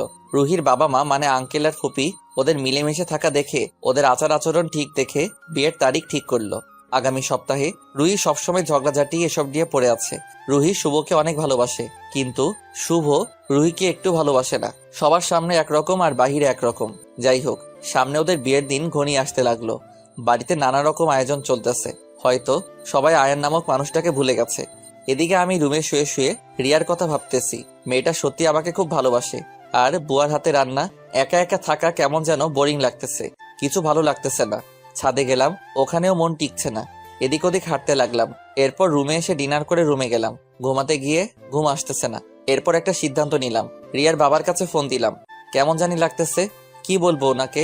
আঙ্কেল, আপনার মেয়েকে আমার সাথে বিয়ে দেন, এরকম কি বলবো মাথায় আসছে না। মোবাইলের দিকে তাকালাম, দেখলাম ফোন রিসিভ করছে। আসসালামু আলাইকুম। ওয়ালাইকুম সালাম। কেমন আছো আয়ান? জি ভালো। তো কিসের কল দিয়েছো? কোনো সমস্যা হয়েছে? কি হয়েছে বলতে পারো। আঙ্কেল, কথাগুলো মোবাইলে বলা যাবে না, যদি একটু দেখা করতেন। ওকে, কাল তুমি আমার অফিসে চলে এসো। আচ্ছা, এখন রাখি, ভালো থাকবেন। ওকে। আমি পাশে মোবাইল রেখে ঘুমিয়ে গেলাম। সকালে উঠে ফ্রেশ হয়ে নাস্তা করে নিলাম। এরপর অফিসে গিয়ে টুকটাক কিছু কাজ ছেড়ে আরোহীকে সহ গাড়ি নিয়ে আবার আঙ্কেলের অফিসে গেলাম। আরোহী, আমার না খুব ভয় করতেছে। কি যে বলেন না স্যার, রিয়া ম্যাডামের বাবাকে কি বলবেন? স্যার, আপনার মেয়েকে আমি ভালোবাসি, এখন বিয়ে করতে চাই। যদি মেনে নেন তো ভালো, আর না হলে জোর করে বিয়ে করে ফেলবো। চুপ করো তো। আঙ্কেলের সামনে গিয়ে তোমার ডায়লগ মারলে আঙ্কেল বিয়ে তো দূর, আমাকে দৌড়ানি দিবে। হয়েছে, চলেন এখন। আঙ্কেলের রুমের দিকে যত পা বাড়ায়, পা গুলো তত কাঁপাকাঁপি করে। মনে মনে ভাবতেছি, আঙ্কেল কি মেনে নিবে আমার কথা শুনে? উনি কেমন রিয়াক্ট করবে তখন আল্লাহ জানে। আল্লাহ মান সম্মান বাঁচিয়ে রেখো। এরপর ভয়ে ভয়ে আঙ্কেলের রুমের সামনে গেলাম। আঙ্কেলের রুম তো কোনটা জানি না, তবে সামনে যেটা দেখা যাচ্ছে মনে হয় ওটা আঙ্কেলের রুম। এরপর ওই রুমের সামনে গেলাম। দরজা খুলে যেটা দেখলাম, রিয়া একটা ছেলেকে জড়িয়ে ধরছে। আমি গিয়ে ওদের সামনে গলায় হাড়ি দিলাম। হঠাৎ রিয়া আমাকে ওর সামনে দেখে পাথর হয়ে দাঁড়িয়ে রইল। কি বলবে ওর মুখের ভাষা খুঁজে পাচ্ছে না। আমার দিকে আসতে লাগলো। আমি ওর থেকে দূরে সরে দাঁড়ালাম। এরপর যেটা বললাম, রিয়া শুনে অবাক হয়ে গেল। এই ছেলেটা কে রিয়া? ও আমার কাজিন। ও ভালো, চেয়ারে বসো। রিয়ার পা গুলো থরথর করে কাঁপছে, হয়তো ভয় কাঁপছে। কি বলি না কি বলি, তবে মাথা শান্ত রাখাই ভালো। কি হলো, বসো। রিয়া ভয়ে ভয়ে চেয়ারে গিয়ে বসলো। আমি ওর অবস্থা দেখে হাসি পাচ্ছে। এত ভয় পাওয়ার কি আছে? আমি কে হই তোমার? আমাকে ভয় পেতে হবে না। রিয়া চুপ করে বসে আছে, মনে হয় এখন কান্না করে দিবে। আরে ভাই, তুই কে আর দাঁড়িয়ে আছিস কেন? বস। ছেলেটাও আমার পাশে বসলো। আমি রিয়ার পিছনে গিয়ে ওর ঘাড়ে মাথা দিলাম। ছেলেটা হা করে তাকিয়ে আছে। রিয়া কি বলবে ভেবে পাচ্ছে না। রিয়া, আমি কে ছেলেটাকে বলছো? না না না। তো বলো। কিরে রিয়া, ছেলে যখন থেকে আসছে দেখি তুই ভয় পাচ্ছিস, আর ছেলেটা এত লুচ্চা কেন? এটা বলতে দিল না, ঠাস করে একটা লাগাই দিল। ও আমার জামাই, আমার সাথে যা ইচ্ছে তাই করবে, তুই বলার কে? আর ও লুচ্চা কিসের? ওকে নিয়ে আর কিছু বলবি না। আরে রিয়া, শান্ত হও। আর ছেলেটাকে মারছো কেন? সরি শফিক ভাই। ভাই, আপনার বউ একটা ডাইনি, দূর বসবই না। এটা বলে শফিক রাগে গপ গপ করে দ্রুত পায়ে হেঁটে চলে গেল। তা এই ছেলেটাকে জড়িয়ে ধরলে কেন? সরি জান, আর হবে না। না, যাও, যাকে ইচ্ছে জড়িয়ে ধরো, বাই। আমি প্যান্টে হাত ঢুকিয়ে ধীর পায়ে হেঁটে চলে আসতেছি। এমন সময় রিয়া এসে পিছন থেকে জড়িয়ে ধরলো। আর হবে না এরকম। তুমি না কিউট বর, লক্ষ্মী জামাই, আমার গুলুমুলুর আব্বু, আমার ছিন্টু মিন্টুর আব্বু, আমার। চুপ করো, এগুলো কিসের নাম বলতেছো? আর আজকে যদি ভুল বুঝে চলে যেতাম তাইলে কি হতো? জীবনেও আর কারোর সামনে যাব না। তুমি না বলা অব্দি কোনো ছেলের সাথে কথা বলবো না, কোথাও যাব না, কোনো ছেলেকে আর জড়িয়েও ধরবো না। তোমার লক্ষ্মী বউ হয়ে তোমার সব কথা শুনবো। সত্যি তো? হুম। ওকে, শ্বশুর আব্বার কাছে চলো। আসো। রিয়া সামনে এগোতে লাগলো আর আমি ওর পিছন পিছন যেতে লাগলাম। রিয়া কিছু দূর গিয়ে পিছনে দেখতে লাগলো আমি আসতেছি কিনা। রিয়া সামনে একটা রুমে ঢুকলো, আমি ওর সাথে ঢুকলাম। আসসালামু আলাইকুম। ওয়ালাইকুম সালাম। কেমন আছেন? জি ভালো, আপনি? ভালো। কি রে রিয়ামা, তুই কিছু বলবি? কি বল। রিয়া আমার দিকে তাকালো, আবার আঙ্কেলের দিকে তাকালো, এরপর আস্তে আস্তে বলে উঠলো, বাবা, আমি তোমার কাছে কিছু চাইলে দিবা? অবশ্য তুই আমার একমাত্র মেয়ে, কি লাগবে বল, এখনই এনে দিব। ওটা অনেক বড় জিনিস। যতই বড় হোক এনে দিব, শুধু একবার বল। বাবা, আমি আয়ানকে ভালোবাসি, ওকে আমার করে দাও। আঙ্কেল অবাক হয়ে আমার দিকে তাকিয়ে রইলো। রিয়া নিচের দিকে তাকিয়ে আছে। এরপর আঙ্কেল সিট থেকে উঠে আমার চারপাশে হাঁটতে লাগলো। এরপর আমাকে দেখা শেষ হলে পারবে তো আমার এই পাগলি মেয়েটাকে সামলে রাখতে? আমি আঙ্কেলের মুখ থেকে এমন কথা শুনে খুশি হয়ে একবার আমার হাতে তুলে সারা জীবন রানীর মতো রাখবো, কষ্ট কখনো সামনেই আসতে দিব না। বেশ, তাইলে আর কি, আমিও রাজি। এটা শুনতে রিয়া ইয়াহু বলে আমাকে জড়িয়ে ধরলো। আমি শক্ত হয়ে দাঁড়িয়ে রইলাম। সামনে আঙ্কেল। রিয়া এটা কি করছে? আঙ্কেল আমাদের দিকে তাকিয়ে তাকিয়ে হাসছে। রিয়া পরিস্থিতি টের পেয়ে লজ্জা পেয়ে ছেড়ে দিল। আঙ্কেল, আপনি তো জানেন আমার পরিবার বলতে তেমন কেউ নেই। জানি তো। কিছু মনে না করলে বাবা, তুমি বিয়ের আয়োজন শুরু করো। এই সপ্তাহে আমাদের বিয়ে হবে। আমাদের যত আত্মীয় স্বজনরা আছে দাওয়াত দিয়ে দাও। আঙ্কেল রিয়ার দিকে তাকিয়ে হাসছে। ওকে, আমার মেয়ে যেরকম বলে। বাবা, আমরা যাচ্ছি এখন। রিয়া আমাকে নিয়ে চলে আসতে লাগলো। এমন সময় আঙ্কেল আবার ডাক দিল। কাল রাতে ফোন দিয়েছিলে, আর কি বলবে বলেছিলে? একটু আগে যেটার কথা হয়েছিল ওটার জন্য। আমার মেয়ে বলেছে তাই রাজি হলাম, তুমি বললে কিন্তু রাজি হতাম না। কি, তুমি আমাদের বিয়ের কথা বলতে আসছিলে? হয়েছে, চলো ভিতর ডিম। আমি ভিতর মতো কি কাজ করছি? হ্যাঁ কিছু না, আসো। এরপর ওর পিছনে পিছনে হাঁটতে লাগলাম। আজ আমাদের বিয়ে হয়ে গেছে। রিয়া বাসর ঘরে বসে আছে। রিয়াকে নিয়ে আসার সময় সে কি কান্না! আল্লাহ, সারাটা পথ কান্না করেছে। আমি ছাদে কিছুক্ষণ হেঁটে আস্তে আস্তে রুমের দিকে যেতে লাগলাম। অবশ্য এতক্ষণ অনেক ভাবিরা এসে ডেকে গেছে। আমি ভয়ে ভয়ে রুমে ঢুকলাম। রিয়া খাট থেকে নেমে এসে আমার পা ছুঁয়ে সালাম করতে যাবে অমনি, আরে আরে কি করছো? তোমার জায়গা আমার বুকে নয়, বিছানায়। চলো বাসর করে ফেলি। রিয়া বোকা হয়ে গেল, রাগী চোখে আমার দিকে তাকিয়ে আছে। কি হলো বউ? একটু আগে তুমি এগুলো কি বলছো? কই কি বলছি? শয়তান, দাঁড়াও, বাসর আজকে ছুটাবো। মাথা থেকে শাড়ি নামিয়ে কোমরে গুছতে লাগলো। এরপর রুমের এদিক ওদিক কি যেন খুঁজতে লাগলো। কিছু না পেয়ে পিঠে দিল কি একটা। আমি আউ করে উঠলাম। বউ এরকম করছো কেন? আমার জায়গা তোর বুকে নাই, তাই না? আরে এটা কখন বলছি? তোর বুকে আমার জায়গা না থাকলে কাউকে থাকতে দেব না। আমাকে উড়াধরা মারতে লাগলো। আমি আর না পেরে রিয়াকে শক্ত করে জড়িয়ে ধরলাম। শুনেছি বাসরাতে বড় বউ কত কিছু করে, ভালোবাসে, আর আমার বউ দেখে আমাকে মারতেছে। এটা শুনলে আমার মান ইজ্জত থাকবে? শান্ত হও জান। না, শান্ত হতে চাই না। ওকে, আমি দেখি কেমনে শান্ত না হয়ে থাকো। আমি রিয়াকে আমার দিকে ঘুরিয়ে ঠোঁট জোড়া এক করে দিলাম। রিয়া অনেক জোরাজোরি করছে ছাড়া পাওয়ার জন্য। এরপর আর না পেরে আমার সাথে তাল মিলাতে লাগলো। আস্তে আস্তে দুজনে গভীর ভালোবাসার সমুদ্রে ডুব দিলাম। রিয়া গোসল করে এসে দেখলো আমি এখনো ঘুমাচ্ছি। এরপর আমার মুখের সামনে বসে খুঁটিয়ে খুঁটিয়ে দেখতে লাগলো। রিয়ার মাথায় দুষ্টু বুদ্ধি আসলো, আমার নাক চেপে ধরলো। হঠাৎ আমার মনে হলো দম বন্ধ হয়ে আসছে, আমি নিঃশ্বাস নিতে পারছি না। আমি ধরপড়িয়ে উঠে পড়লাম। পাশে দেখলাম রিয়া হাসতে হাসতে লুটিয়ে পড়ছে। আমি রিয়ার হাসি দেখে বুঝলাম ওটা ওরই কাজ। আমি রিয়াকে টেনে আমার কাছে নিয়ে আসলাম। এরপর জড়িয়ে ধরলাম। কি ম্যাডাম, শয়তানি করা হচ্ছে বুঝি? ছাড়ো আমাকে, ফ্রেশ হয়ে আসো। না। আমি রিয়ার দিকে দেখলাম, ওর ঠোঁটগুলো কাঁপতেছে। আমি টুপ করে একটা কিস দিলাম। রিয়া নিজেকে ছাড়িয়ে নিয়ে আয়নার সামনে গিয়ে বসলো, মাথা শুকাচ্ছে। আমি ওয়াশরুমে গিয়ে গোসল করে টাওয়েল পরে বের হলাম। রিয়াকে দেখলাম আয়নার সামনে বসে বসে মুচকি মুচকি হাসছে। আমি গিয়ে পিছন থেকে জড়িয়ে ধরলাম, ওর চুলে নাক ডুবিয়ে দিলাম, গায়ে মাথা দিয়ে আছি। আগে কাপড় পাল্টাও, যাও। না। যেতে বলছি, যাও। না। রিয়া আমার দিকে ঘুরে কান টেনে ধরলো। এরপর কাপড় চোপড় নিয়ে আমাকে আবার ওয়াশরুমে ঢুকিয়ে দিল। কাপড় পরে বের হলাম। রিয়া শাড়ি পরছে, ওর কোমরের তিলটা দেখা যাচ্ছে। আমি আস্তে আস্তে ওর দিকে এগোতে লাগলাম। ওর সামনে গিয়ে দেখি ওর হাতে একটা কাঁচি। আমি ওর দিকে তাকালাম। সব সময় ফাইজলামি, কাছে আসলে একদম কেটে দিব। আমি যখন বলবো আসবে, এর আগে না। পারবো না। আমার কথা না শুনলে কথা নাই, যাও। আমি কে যা আমার কথা শুনবে? ওকে যাও, আসবো না আর। খুশি তো এবার? হুম। আমি দরজা খুলে বের হয়ে গেলাম। এরপর নাস্তার টেবিলে গিয়ে বসলাম। টেবিলে দেখলাম অনেক খাবার। কিছু খাবার মুখে দিলাম, এমন সময় রিয়া এসে আমার কোলে বসলো। উঠো। না, উঠবো না। খাইয়ে দাও আমাকে। বয়ে গেছে আমার, পারবো না। দিবে না? না। সত্যি? হুম। আমি কিন্তু রাগ করব। করো, আমার কি। আমি কিন্তু সত্যি সত্যি রাগ করব। তো করো না। যাও, তোমার সাথে কথা নাই। রিয়া আমার উপর থেকে উঠে অন্য চেয়ারে গিয়ে বসলো। আমি মনে মনে আমার কি, যাকগে। আমি চামচ নিয়ে মুখে দিব, অমনি রিয়া আমার হাত ধরেও খেয়ে নিল। আমার দিকে তাকাচ্ছে না। আমি আবার খাবার মুখে দিব, অমনি খেয়ে নিল। দুজনে দুষ্টুমি করতে খাবার খেয়ে শেষ করলাম। এরপর কলিং বেল বেজে উঠলো। রিয়া গিয়ে দরজা খুলে দিল। আমি যাকে দেখলাম মনে মনে বলে উঠলাম, রুহি, রিয়ার সাথে দুষ্টুমি করে খাবার শেষ করছি। এমন সময় কলিং বেল বেজে উঠলো। আমি উঠতে যাব, অমনি রিয়া। তুমি বসো, আমি দেখছি। এরপর রিয়া গিয়ে দরজা খুলে দিল। এরপর যাকে দেখলাম, রুহি রিয়াকে ধাক্কা দিয়ে ঘরে ঢুকে গেল। রিয়া ওখানে চুপ করে দাঁড়িয়ে আছে। হয়তো ভাবতে পারছিল না এমন কিছু হবে। আর এই মেয়েটাই বা কে? এই মেয়ে, আপনি কে? আমাদের বাড়িতে ঢুকেছেন আবার আমাকে ধাক্কা দিয়ে?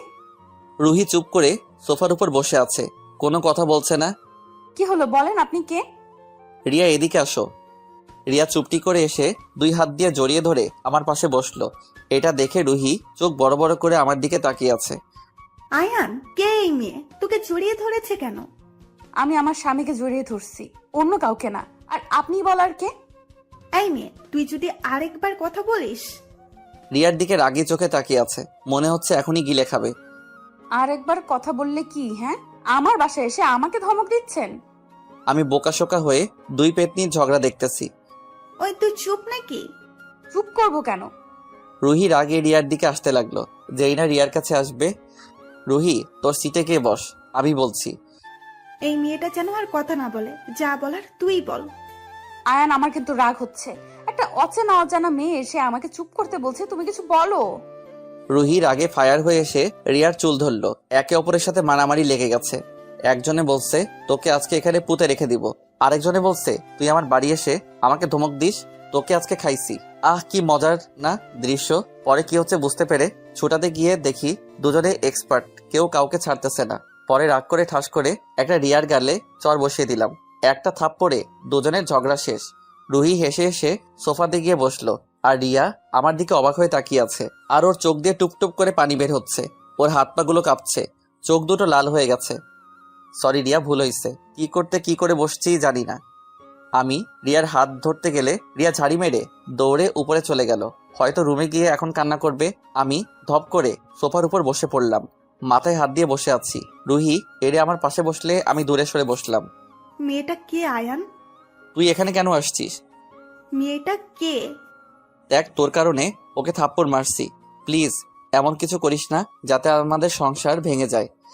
কি সংসার? কিসের সংসার? কার সংসার? রিয়া অবাক হয়ে দাঁড়িয়ে গেল। রুহি, তুই শান্ত হয়ে বস আর আমার কথাগুলো শোন। না, এরকমই বল। একটু আগে যার সাথে ঝগড়া করলি সে হচ্ছে রিয়া, আমার বউ। আর আমাদের বিয়ে হয়েছে কালকে। তুই বিয়ে করেছিস? হুম। আমাদের একটু বলার প্রয়োজন মনে করলি না? তুই নিজেই ঘর থেকে বের করে আবার বলিস তোকে কেন বলিনি। এখানে কেন আসছিস তুই, ওটা বল। তুই আমার সাথে এভাবে কেন কথা বলছিস? কিভাবে বলছি? হ্যাঁ, তুই অনেক পাল্টে গেছিস আয়ান। আমার আগের আয়ান শেষ হয়ে গেছে। রুহি কান্না করতে করতে চলে গেল। ও রুমে গিয়ে দরজা বন্ধ করে দিল। আমি মনে মনে ভাবতেছি কোন জ্বালায় পড়লাম আল্লাহ জানে, সামনে কোন ঝামেলায় পড়ি। আল্লাহ সব ঝামেলা থেকে উদ্ধার করো। আমি আস্তে আস্তে রুমে গেলাম। গিয়ে দেখি রুমের দরজা খোলা। আমি ভয়ে ভয়ে রুমে ঢুকলাম। রিয়াকে দেখলাম বেলকনিতে দাঁড়িয়ে দাঁড়িয়ে কান্না করছে। কিছুক্ষণ পরপর হাতের উল্টো পৃষ্ঠা দিয়ে পানি মুছতেছে। আমি গিয়ে পিছন থেকে জড়িয়ে ধরলাম। বউ, এরকম করো না, আগে আমার কথা শুনো। না, তোর সাথে কোনো কথা নাই, যা আমার চোখের সামনে থেকে। সত্যি চলে যাব। যা, তোকে যেন আমার চোখের সামনে না দেখি। যাচ্ছি কিন্তু। হুম। আমি যাচ্ছি এবার। রিয়াকে তখনও জড়িয়ে ধরে আছি। রিয়া আমার দিকে ফিরে আমার গলা চেপে ধরলো। তুই অন্য একটা মেয়ের জন্য আমাকে মারলি, তোকে আজ মেরে ফেলবো। তাই নাকি? দেখি মারো, তোমার হাতে মরতেও রাজি আছি। মরার খুব শখ না? শুধু তোমার হাতে। রিয়া আমার গলা চেপে ধরলো। যখন একটু জোরে চেপে ধরলো, মাটিতে লুটিয়ে পড়লাম। রিয়া আমার মাটিতে পড়ে যেতে নিলে আমাকে ধরে ফেললো। এরপর কোনো মতে বিছানায় নিয়ে গিয়ে ফেললো। আমি চোখ বন্ধ করে মরার মতো শুয়ে আছি। রিয়া আমার এই অবস্থা দেখে হাতের পালস চেক করতে লাগলো। এরপর বুকে কান দিয়ে দেখতে লাগলো, হয়তো বুঝতে পেরেছে আমি মরিনি। এরপর পানি এনে একটু করে আমার মুখে মারলো। দেখলো আমি চোখ খুলতেছি না। এটা দেখে রিয়া কান্না করে দিবে এমন অবস্থা হয়ে গেছে। আয়ান ওঠো, কি হয়েছে তোমার? আয়ান, আয়ান। আমার ডাকতে লাগলো আর কান্না করছে। আমার বুকের উপর শুয়ে ফুপিয়ে ফুপিয়ে কান্না করছে। এরপর মনে মনে ভাবলাম আর না কাঁদালেই ভালো। রিয়া আমাকে কতটা ভালোবাসে জানি না, তবে আমার থেকে বেশি ভালোবাসে। আমি রিয়াকে জড়িয়ে ধরলাম। এরপর ওকে নিচে পেলে ওর উপরে উঠে বসলাম। এতক্ষণে বুঝতে পেরেছে আমি ভঙ্গ ধরছি। আমার জানটা অনেক কান্না করছে। দেখি চোখের পানিগুলো মুছে দিতে যাব, এমন সময় রিয়া আমাকে নিচে ফেলে আমার উপর রিয়া উঠে গেল। তুই অনেক ভং ধরতে জানিস, আমাকে অনেক কাঁদাতে জানিস, আমাকে কাঁদানো ছোটাচ্ছি। হঠাৎ রিয়া আমার মুখে কামড় দিয়ে বসলো। এরপর ঠোঁটে অত্যাচার শুরু করলো। রিয়া যেভাবে চুমু দিচ্ছে এগুলো চুমু না, আল্লাহ। এক হাতে বুকে চিমটি দিয়ে ধরছে, অন্য হাত দিয়ে আমাকে ধরে জোরে জোরে চুমু খাচ্ছে। মনে হচ্ছে আজকে আমি শেষ। আল্লাহ, আমার ঠোঁট ছেঁড়াবেড়া বানাই ফেলছে। রিয়া আমার উপর থেকে যখন উঠলো, ঠোঁটে হাত দিয়ে দেখি রক্ত। আমি লাফিয়ে উঠে পড়লাম। এরপর আয়নার সামনে গিয়ে অবাক, আমার গালে রিয়ার দাঁতের ছাপ বসে গেছে, ঠোঁট দিয়ে রক্ত পড়তেছে। আমার মোট কথা আমার মুখের 12টা বাজাই দিছে। রিয়ার দিকে তাকিয়ে দেখে হাসতেছে, মনে হচ্ছে কোনো বিশ্বযুদ্ধ করে বিজয় হয়েছে। আমি গালে হাত দিয়ে রিয়ার কাছে গেলাম। ওলে আমার বাবুলে, দেখি আমার জানের কি হয়েছে। আমার হাতটা গাল থেকে সরিয়ে দেখলো ওর দাঁতের ছাপ বসে গেছে। ব্যথা হচ্ছে না, অনেক মজা লাগতেছে। রাগ করছো নাকি? না, খুশি হইছি। রিয়া আমাকে টেনে ওর পাশে বসালো। দাঁড়াও, ভালো করে দিচ্ছি। এটা বলে টুপ করে আরেকটা চুমু দিল গালে। গালে হাত দিয়ে দেখতে লাগলো আর হাসছে। ভালো করে হাসো, এখন বাইরে গেলে সবাই হাসবে। যার ইচ্ছে সে হাসুক, তাতে তোমার কি? আচ্ছা সরো, রেডি করে দাও, অফিসে যাব। অন্য গালে আরেকটা দিব কামড়। না। তাহলে চুপ করে বসে থাকবে। অফিসে না গিয়ে করব কি? চলো আবার শুরু করি। আমার দিকে দুষ্টমি মার্কা চোখ দিয়ে তাকিয়ে আছে। না, এখন কোনো দুষ্টমি চলবে না, চলো ছাদে যাই। আরে ওখানে তো অনেক রোদ। ও, তাহলে চলো ঘুমাই, আসো। আবার ঘুমাবে? হুম। তুমি ঘুমাও, আমি তোমার জন্য দুপুরের লাঞ্চ তৈরি করব। তোমার কোনো কাজ করতে হবে না, তুমি শুধু আমার কাজ করবে, বুঝলে? আমি রিয়াকে নিয়ে কম্বলের ভিতর ঢুকে ওকে জড়িয়ে ধরে শুয়ে পড়লাম। কতক্ষণ ঘুমাইছি জানি না, তবে পাশে হাত দিয়ে দেখি রিয়া নেই। আমি উঠে পড়লাম। এরপর রুম থেকে বের হয়ে কিচেনে গিয়ে দেখি কোমরে শাড়ি গুজে কাজ করছে। আমি ওখানে যেতে কাজের মেয়েটিকে ইশারা করলাম চলে যেতে। আমি পেছন থেকে রিয়াকে জড়িয়ে ধরলাম। এই কি করছো? দেখছো না পাশে মানুষ আছে? ছাড়ো বলছি। থাকলে থাকুক, তাতে আমার কি? ছাড়ো বলছি। না। হাতে দেখো খুন্তি, একটা দেই। আরে না, তোমার একটা মাত্র লক্ষ্মী জামাই, তাকে মারবে? রিয়া পিছনে ঘুরে দেখলো মেয়েটা নেই, স্বস্তির নিঃশ্বাস ফেললো। দেখলে দেখুক, সমস্যা কি? হাতে কি দেখছো? যাও গিয়ে গোসল করে আসো, আমি খাবার রেডি করছি। এরপর গোসল করে এসে টেবিলে বসলাম। এরপর কাজের মেয়েটাকে দিয়ে রুহিকে ডাকতে পাঠালাম।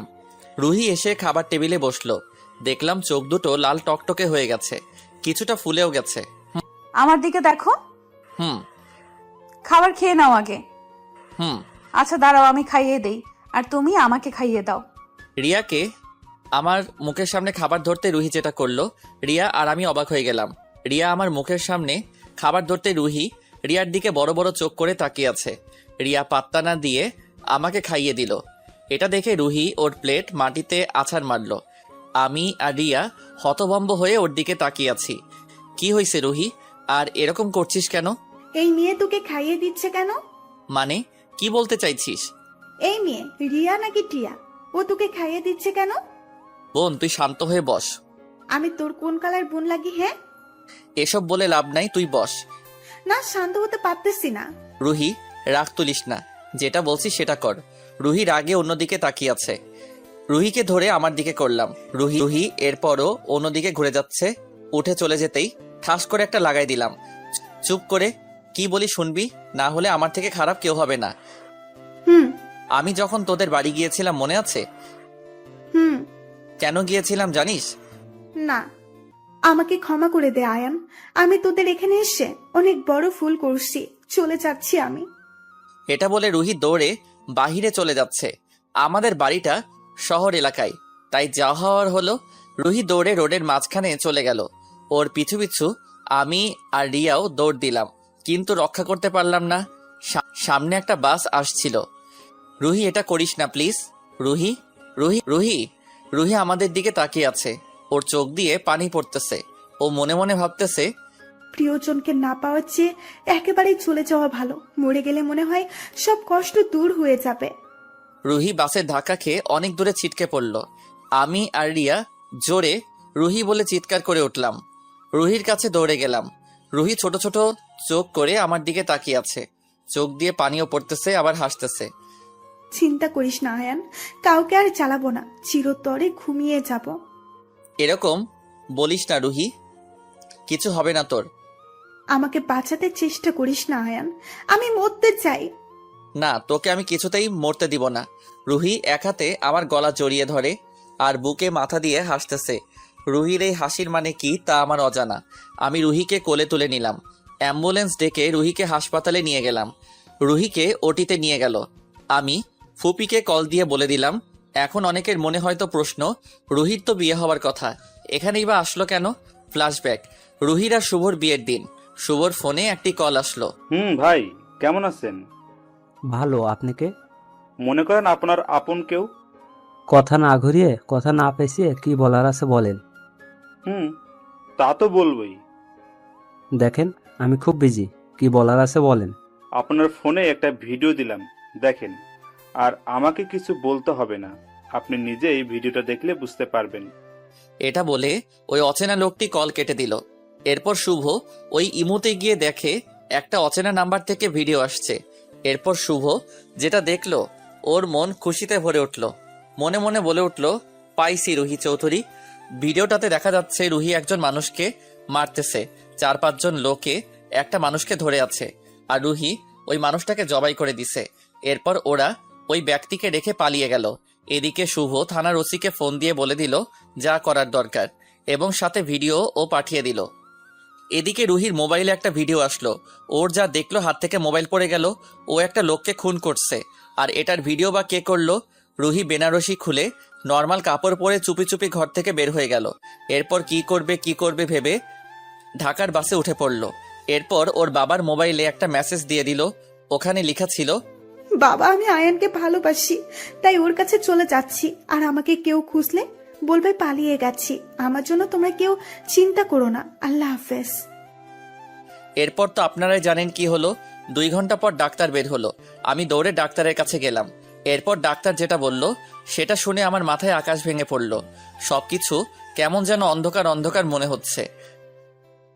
আপনার পেশেন্টের অবস্থা তেমন ভালো না, আর আমরা আমাদের যথেষ্ট চেষ্টা করেছি, কিছুই হয়নি। বাকি সব আল্লাহর হাতে। ওনার হাতে বেশি জোর 2 ঘন্টা অথবা 3 ঘন্টা সময় আছে। আপনারা কথা বলতে চাইলে কিছুক্ষণ পর দেখা করে আসেন। আমি রিয়ার দিকে তাকালাম, দেখলাম ওর চোখে পানি। আমি কোনো মতে পা নাড়াতে পারছি না।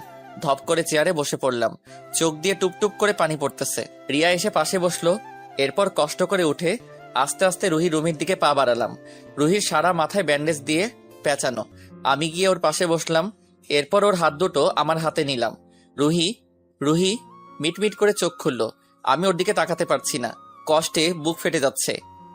তোকে অনেক কষ্ট দিচ্ছি না, মাফ করে দে আমাকে। এরকম করে বলিস না, তোর কিছু হবে না। না রে, আমি অনেক খারাপ, অনেক অনেক খারাপ। আমার মতো মেয়ে দুনিয়ায় না থাকাই ভালো। রুহি, তুই কেন এরকম করতে গেলি? তুই জানিস না তোর সাথে কথা না বলে থাকতে পারি না। তুই অন্য কারো হয়ে গেছিস, আমি কি করে তা মানবো বল? তার থেকে না থাকাই ভালো। রুহির কথা বলতে অনেক কষ্ট হচ্ছে, তা দেখে বোঝা যাচ্ছে। ভাবি কোথায়? এই তো। রিয়া এসে আমার পাশে দাঁড়ালো। আমি আপনাকে অনেক কষ্ট দিছি, প্লিজ আমাকে মাফ করে দেন। আমার কপালে লেখা ছিল না, এতে আপনার কোনো দোষ নেই, সব দোষ আমার। আপনি কেন গাড়ি কাছে গিয়েছিলেন? আয়ান, একটু এদিকে আয় প্লিজ। আমাকে একটু তোর বুকে নে না প্লিজ। আমাকে একটু বললে হতো। আমি রুহির মাথা আমার বুকের সাথে নিলাম, সাথে ওর কপালে একটা চুমু দিলাম। রুহি আমার দিকে তাকিয়ে আছে আর কান্না করতেছে। পাগলি, কান্না করছিস কেন? না, সুখে কান্না করছি। ভাবি, আপনার হাতটা একটু এদিকে দেন। রুহি আমার হাত আর রিয়ার হাত এক করে দিয়ে। আমার কপালে ছিল না ভাবি, জানেন, ছোট থেকে ওকে ভালোবাসতাম, কিন্তু সঠিক সময়ে বলতে পারিনি। আর যাই হোক, ওকে কখনো কষ্ট দিয়েন না। আর আয়ান, ভাবিকেও কখনো কষ্ট দিবি না, বুঝছিস? হুম। ক ক ক আয়ান। ডাক্তার ডাক্তার, একটু এদিকে আসেন, দেখেন রুহির কি হয়েছে। আমি চিৎকার করতে করতে রুহি আস্তে আস্তে নরম হয়ে আসলো। এরপর হাত ছেড়ে দিল। আমি ওকে জড়িয়ে ধরে কান্না করতে লাগলাম। এরপর ফুপি আর আঙ্কেল এসে রুহিকে নিয়ে গেল। ওকে দাফন করার পর বাড়ি চলে আসলাম। 2 বছর পর আমাদের একটা ছেলে হয়েছে, নাম আদ্রিয়ান। আমার ছেলেটা কি করে? বাবা, এখনো ঠিক মতো কথা বলতে পারে না, শুধু মা বাবা এই দুটো জানে। হামাগুড়ি দিয়ে আমার কাছে আসলো, এরপর আমার উপর উঠলো। আমরা বাবা ছেলে দুষ্টুমি করছি, এমন সময় রিয়া আসলো। রিয়া ঘেমে একাকার, শাড়ির কোমরে গুজানো। যাও বাচ্চাটাকে গোসল করিয়ে আনো। কি আমি? তুমি ছাড়া কে তাহলে? আজকে শুক্রবার, একদিন ছুটি, এখানেও কাজ করতে হবে। যাও তাড়াতাড়ি। আচ্ছা। এরপর আমার কলিজার টুকরো বাবা ছেলে গোসলে ঢুকলাম। শালার এই পিচ্চি পানি পাইলে হইছে, পানি নিয়ে খেলা করতেছে। এরপর ওকে নিয়ে বের হলাম। দুপুরে খাওয়া দাওয়া করে ঘুমিয়ে গেলাম। ঘুরতে ফিরতে সময় চলে গেল। রাতে খাবার খেয়ে বিছানায় ঘুমাতে গেলাম। আদ্রিয়ান মাঝখানে, রিয়া অন্য পাশে। আমি গিয়ে রিয়ার পাশে শুতে যাব, অমনি মায়ের একটাও নিচে পড়বে না, ওদিকে যাও। এরকম করতেছো কেন জান? ফাজলামি করো, যেটা বলছি ওটা করো। জি ম্যাম। আমাদের ঝগড়া দেখে আমার বাচ্চা ছেলেটাও হাসতেছে। দূর শালার, অন্যদিকে ফিরে শুয়ে আছি, কিছু বলতেও পারি না। আবার রাগ করলে নিজেকে ভাঙাতে হবে, একটাই সমস্যা, প্রেম করে বিয়ে করলেই হইছে। শালার বউয়ের কথা শুনতে শুনতে কান ঝালাপালা হয়ে গেছে। রিয়া আর আদ্রিয়ান দুজনে হাসতেছে, আমি কানে আঙুল ঢুকিয়ে ঘুমিয়ে গেলাম।